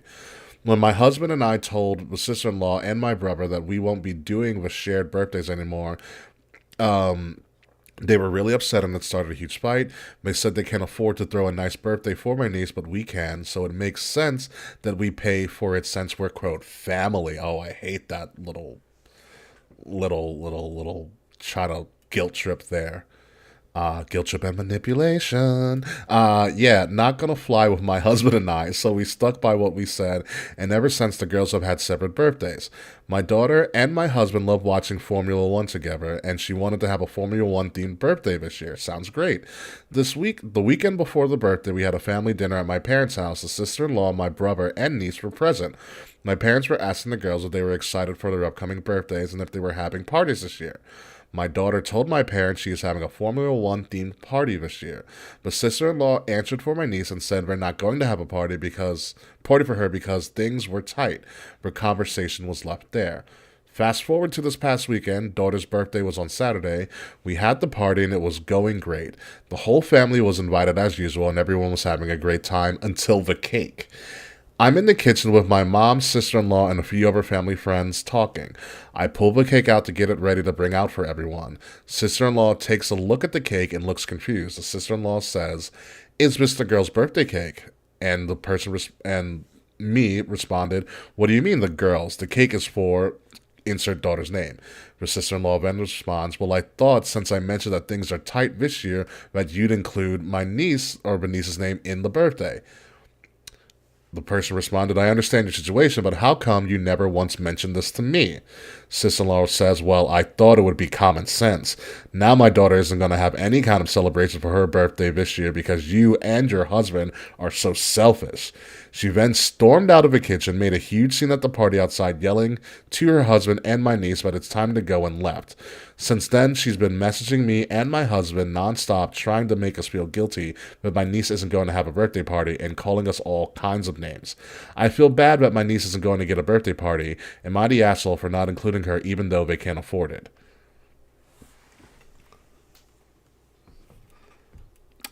Yeah, that's it. Sorry.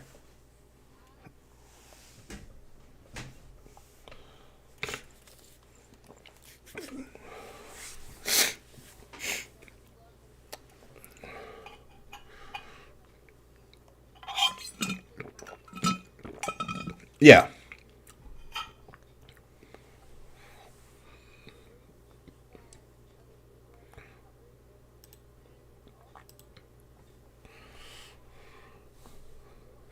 And they've never helped foot the bill either any of the times before that.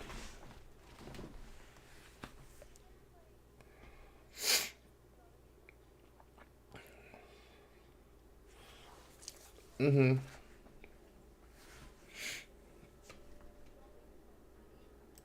As the other person, you can still contribute in some ways. Oh, sorry about that. Yeah. Can you? Yeah, they can hear you now. Can you? Okay, good. You know what it was? Since you and Will were going on the same feed, so I just muted yours. Oh. But that's fine. Gotcha. Yeah. But no, I don't think she's the asshole at all. And I also hate the whole like, oh, because we're family, we should do this. Listen, I am. No. Yeah, just because you're family doesn't mean you have to abide by any of their rules. It just means you're related by genetics. Owe you shit. What's up? Your relatives don't owe you shit. Yeah. Yeah. Relatives or not anybody in your immediate family, like, you still have to do you. Like, just because you're like, don't be guilt tripped just because we're family. And? I'm sorry. Like, if that makes me a hardened bastard, no. Just because you're right, Fred, just because your family is a cop-out, and it's also a form of mental manipulation. Don't fall for it. Don't fall for it at all. You should always do you and live the life that you want to live with the people that you want to live it with. So, Amen. I'm very strongly against it because we're family shtick for a lot of reasons. For a lot of reasons. What's another one I saw? Ooh, this was posted 3 hours ago. Read it to me while I put this in the fridge. Okay. It says, I can still hear you. I have headphones. Okay, this one says, "Am I the asshole for kicking my son's girlfriend out of our house?" She has, "My husband, who's 58, and I, a 56 female, recently met her son is 24, my son's girlfriend for the first time. He's been crazy about her. Apparently, they've been dating for a year before he decided to have her meet us officially." Wow, bold. "What he's told us about her all seems great. She just got her degree, was enjoying her job, family-oriented, etc. I'm honestly just glad he's happy with her. My husband and I don't think he's ever been this into someone before, so I feel pretty bad about what I did. Last weekend, he brought her over for dinner, but now we'd been anticipating meeting her with how much our son has been gushing about her, how perfect she is, but she's the one, in his words, your 24 kid. They ring the doorbell. We open the door. She looks exactly like her pictures, which is a great start. My son is grinning ear to ear, another great start. We invite them in. She accepts my hug and a firm handshake from my husband, and then she opens her mouth. What? She, Okay. her first words is, "I'm the one your son puts his penis in." Oh. Bold. I will say that. Bold, especially if you don't know your audience. Um, she goes, "To be frank, I was appalled. I expected my husband to laugh. Both he and my son are jokesters, and as annoying as it can be, I love it. But this was just too much for me. Maybe I'm reserved, but of all things that she could have shared about my son, she told us that. One look at my face, and my husband knew how much I disapproved. Maybe I let my expectations get too high, and it's unfair to have them, but I reiterate, of all the things to say to her boyfriend's parents, whom she'd never met, she chose that. My son was amused at first, but when he noticed my reaction, his face dropped. I felt like he'd sold me the full package, everything he'd always been looking for in a girlfriend. I was too disturbed by the visual it put in my head, and it translated into anger. I told her to get out, and I wanted to say more about how gross it made me feel, but I fortunately left it at that. My son didn't want to go, insisting I give her another chance, but I also was too fed up and uncomfortable by this point. Even my husband, who's enjoyed his fair share of raunchy jokes, wouldn't let up. They left, and I immediately felt guilty. This was something my son had really looked forward to, and I feel like I took that away over a dumb joke. I tried calling to apologize, but he hasn't responded. My husband thinks she's the one who should apologize. I'm considering giving her another chance, but before I do, was I the asshole? Yeah, she overreacted. I'm leaning towards overreaction. I'm leaning really a lot towards overreaction. Like, it's awkward as fuck. Like, and yeah, like the girlfriend shouldn't have said that. Yeah. But you shouldn't have been like, all right, get the fuck out of my house. Like, and kick them out just from there. Like, it's awkward as fuck, but you move forward. Especially if you know, like, that's someone that is important to your child. Yeah. I think that's the big thing here. I mean, granted, maybe he could have said, like, hey, she's a bit of a jokester, but she should have kind of knew that. It is an overreaction, but yeah, I think you work it out, but I think it's also, it was really important to him, and she just kind of shut that down, so that trust is going to be really hard to bring back. Mm-hmm. You know.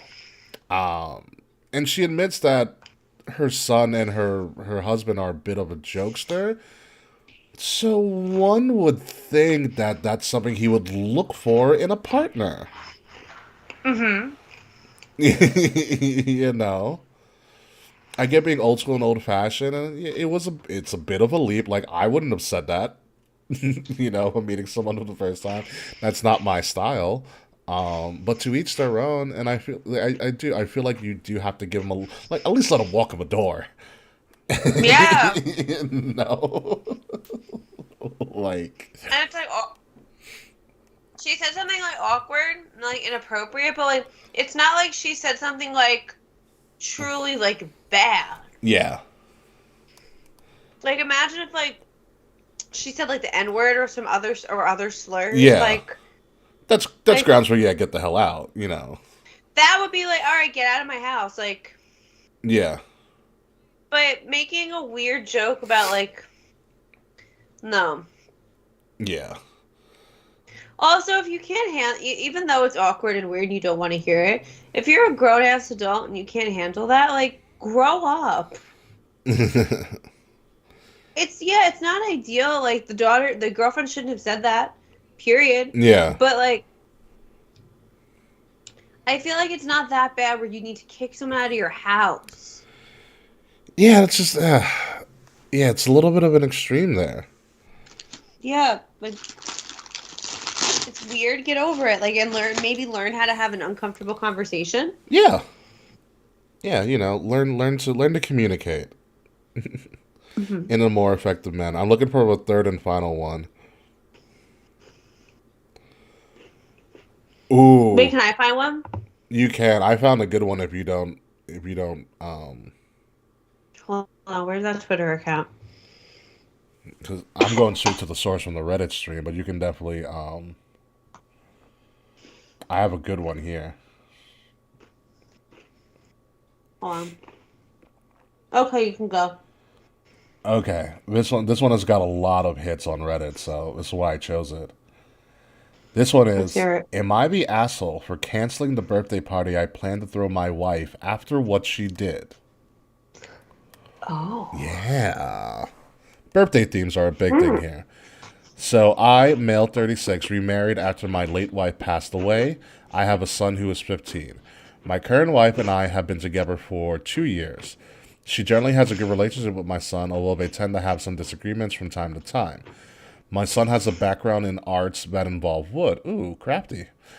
He used to help his grandfather with his woodworking and learned how to make handmade wooden items and use them as gifts. I planned a dinner party for my wife's birthday at a prestigious restaurant. The day before the party, she was cleaning my son's room and saw what he got her for her birthday, and that was a wooden tree with mine, hers, and his name on it. It's very nice.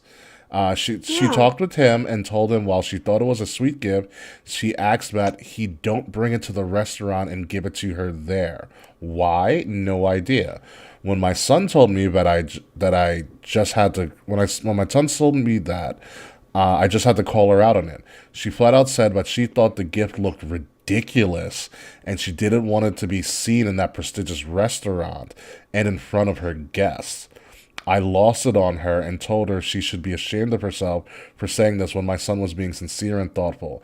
She swore she wasn't ashamed nor embarrassed by his work and even said she'll take the gift, but she simply didn't want it to be seen there.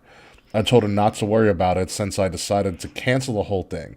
She went off on me, calling me unreasonable for outright canceling her birthday over such a trivial thing. I refused to keep arguing, but she threw a fit about how I ruined her birthday and made her lose respect for me and my promises. My son kept the gift since she left the house 2 days ago, and her mom has been chewing me out for my decision. And calling me an asshole for treating her daughter like this. It could be that it was not a big deal and I overreacted, but my son was feeling hurt by her request. Am I the asshole?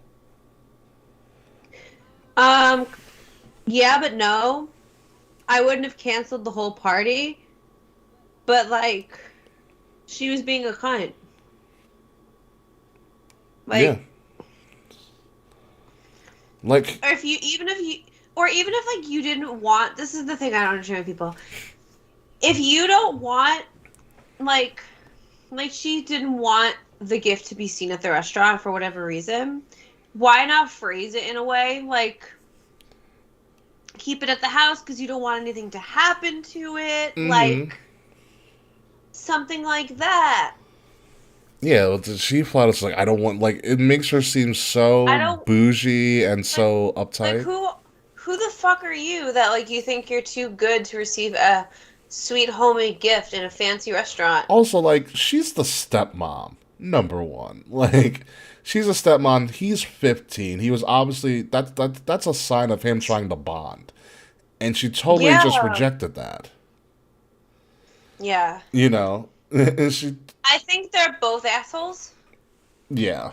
But I can also see the fact that he was trying to defend his son. And I think he got reasonably upset and it got out of hand for him.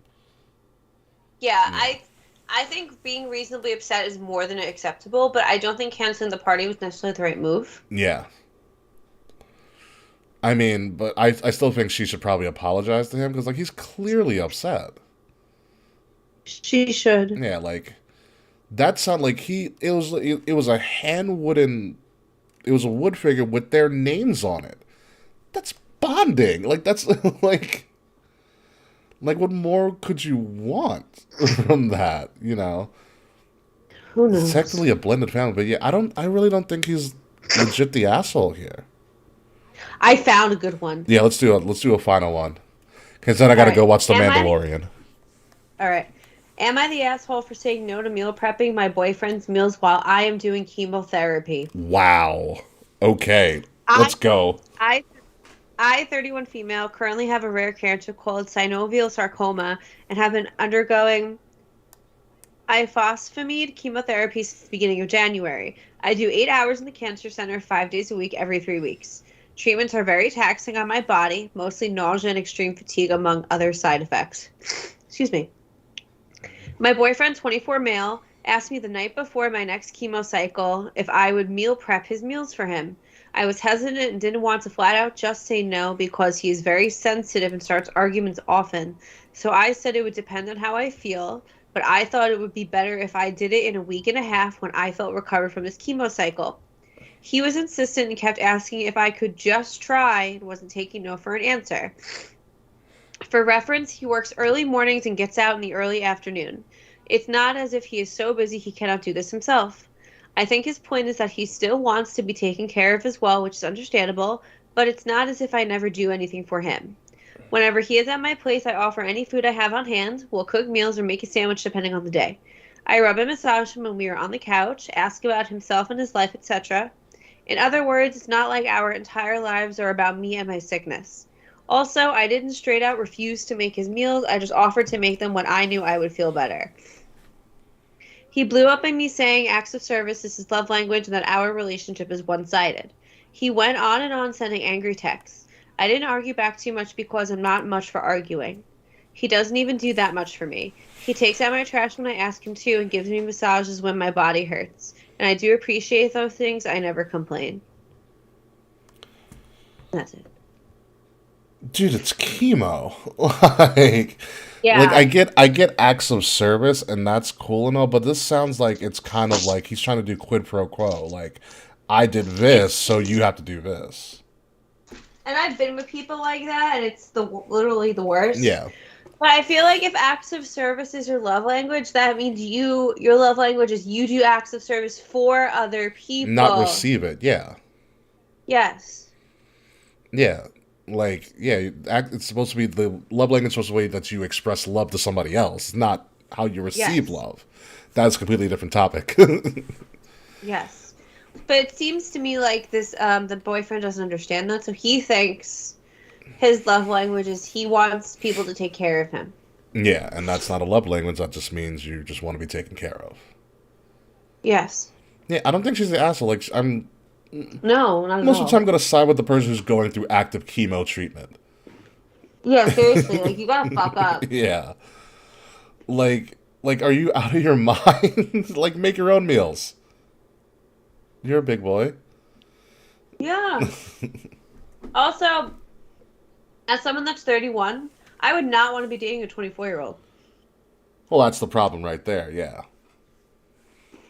Like, I feel like when you're 24, you don't get still it. don't quite understand. You don't get it. I sure as hell didn't get when I was 24. Oh, me neither. I didn't get it at all. You know, yeah, that's just, ew. No, like, I thought you liked that one. girl, do your chemo. Like, just because I did like, yeah, no, yeah, that's rough. I had one, oh no, I did that one. Let's see if there's any more. Oh, that's an interesting one.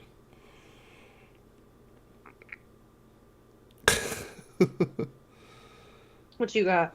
This one's kind of dumb. It's also really long. Let's hear it. I don't want to read it. It's too long. Oh, I have a short one. Yeah, give me a short one. Am I the asshole for telling my wife that she isn't a princess? Oh, yeah, let's go. Let's go. I'm ready for this. For the past several months, she has been eerily acting like a child. I understand that she's playing with our daughter, but it comes across as weird to me to the degree that she plays the role. Our daughter wanted a mini pizza, and so she asked me to make her one. And my wife said, me too, because I'm a princess too. I told her, no, you're an adult, not a princess. I'll make you one, but you're an adult. She laughed nervously and said, okay, never mind. Our daughter heard and said, Dad, Mom is a princess too. I just said, agreeing, but I didn't want to have to explain to her. I did feel bad because my wife changed out of her princess clothes too, but I don't know whether this whole ordeal makes me an asshole. Yeah, it does. Yeah. Your wife is playing with your child. Yeah. Yeah. Like, I think that's fucking sick if you're if your parent is willing to go the extra mile with you with that and dress up. Yeah. I remember being little. And I wanted so bad for my parents to I always wanted to do the matching family Halloween costume with my parents and me and my brother all with shoes. My parents never wanted to wear the costumes. Yeah. So when I have children, I will most definitely. I'm gonna wear the costumes. You're goddamn right I will be. Yeah. But and this is not me like complaining about my childhood or anything. Like my parents are great, but I always wanted them to like participate in that way, like kind of get on my level a little Yeah. bit. Because while I had fun with my parents as a kid, but like in terms of like dressing up and stuff, that was not my parents' It's not jam. their MO. That's a shame. No, my mom wasn't dressing up. My mom wasn't dressing up as a princess and like pretending to be a princess. Yeah. I mean, it's good. All right, so here's one. I think we'll leave it at this. I'm having too much fun with this, but we will leave it at this. Yeah. Since Will is It's getting- struggling with the making up, it's because we went 2 fucking hours. But here's the final one for this week. I swear. Am I the asshole for walking out during my fiance's birthday dinner over what my father and mother-in-law said? Let's hear it. They go, I'll preface this by saying that I'm an introvert. Although I'm in my 30s and have 2 kids, I've always struggled with being social. I have to admit that it can have a negative impact, but it's part of my personality, and I'm glad everyone around me respects that and understands. However, it says, my father and mother-in-law, whom I met after meeting my current fiance, tends to make comments about me being awkward or overly shy. She always criticizes me. Oh, my fiance's mother-in-law, not father, my fiance's mother-in-law, FMIL. Okay, fiance's mother-in-law. She always criticizes me for it, and oftentimes she would bring it up in front of everyone and make me feel anxious. My fiance's birthday was yesterday. I put lots of work in preparation in order to fit in with the family and just be chill and normal. Everything was going well till we gathered at the dinner table. My fiance's brother-in-law came to sit with us and pulled his chair too close to mine that our hips almost touched. That's awkward for anybody. That's so close. Yeah, I felt awkward. I got up and tried to pull my chair inches away from him. He didn't react, but his mom, his fiance's mother-in-law, was watching the whole thing and looked at me and said, "Good God, you're so uptight. I bet you made your ex-husband put a sheet over you each conception." Wow. Followed by a laugh. I was blown away completely. People actually laughed with her, and I felt so upset. I quietly got up and took my stuff and walked out. My fiancé followed me outside, saying I overreacted and ruined her birthday over, quote, a joke. I was so upset we got into a huge argument that I insisted to go home. He came back hours later yelling about how I ruined his birthday and made a scene in front of his family. He said he was sick and tired of my uptightness and that I need to loosen up and stop acting childishly. His mom called, and he's now refusing to speak to me unless I apologize to him and his mom for storming out like that, since his mom was just, in quotes, giving her opinion in a funny way, and this is how she is. Girl, you are not the asshole. Final joke. Like, No. you are being gaslit, and you need to go. You need to get out. Yeah. Yeah. Like, it seems like their family, like, does not respect their boundaries, like, in any way. Yeah. And they made them feel like shit about it, and that's, like, unacceptable. Yeah. You're being gaslit, and you need to get out. Yeah. Like, that's just, no, that's poor. Fuck that guy. Literally, fuck that guy. Yeah. You know, but, I mean, it's a good indicator. You ruined my birthday. Yo, totally not the asshole. No. Yeah. Totally not the asshole there. So, yeah. Learn when people are gaslighting you, including family. And Seriously, learn, family can do it to you. and get out and stand your ground, and don't get suckered in with balloons and presents and Amen. pies and stuff. Yeah, stay out. Stay out, because it'll come to bite you in the ass in the long run. So, 100%. absolutely. On that note, we are going to get out of here and end this stream for all you cool kids. Enjoy WrestleMania, everybody, and we'll see you next week. Happy Mania. Kay will friends. probably not be back next week, but No, I will not be back. Will and I will be back, and we'll break it all down. See you, folks. Bye-bye.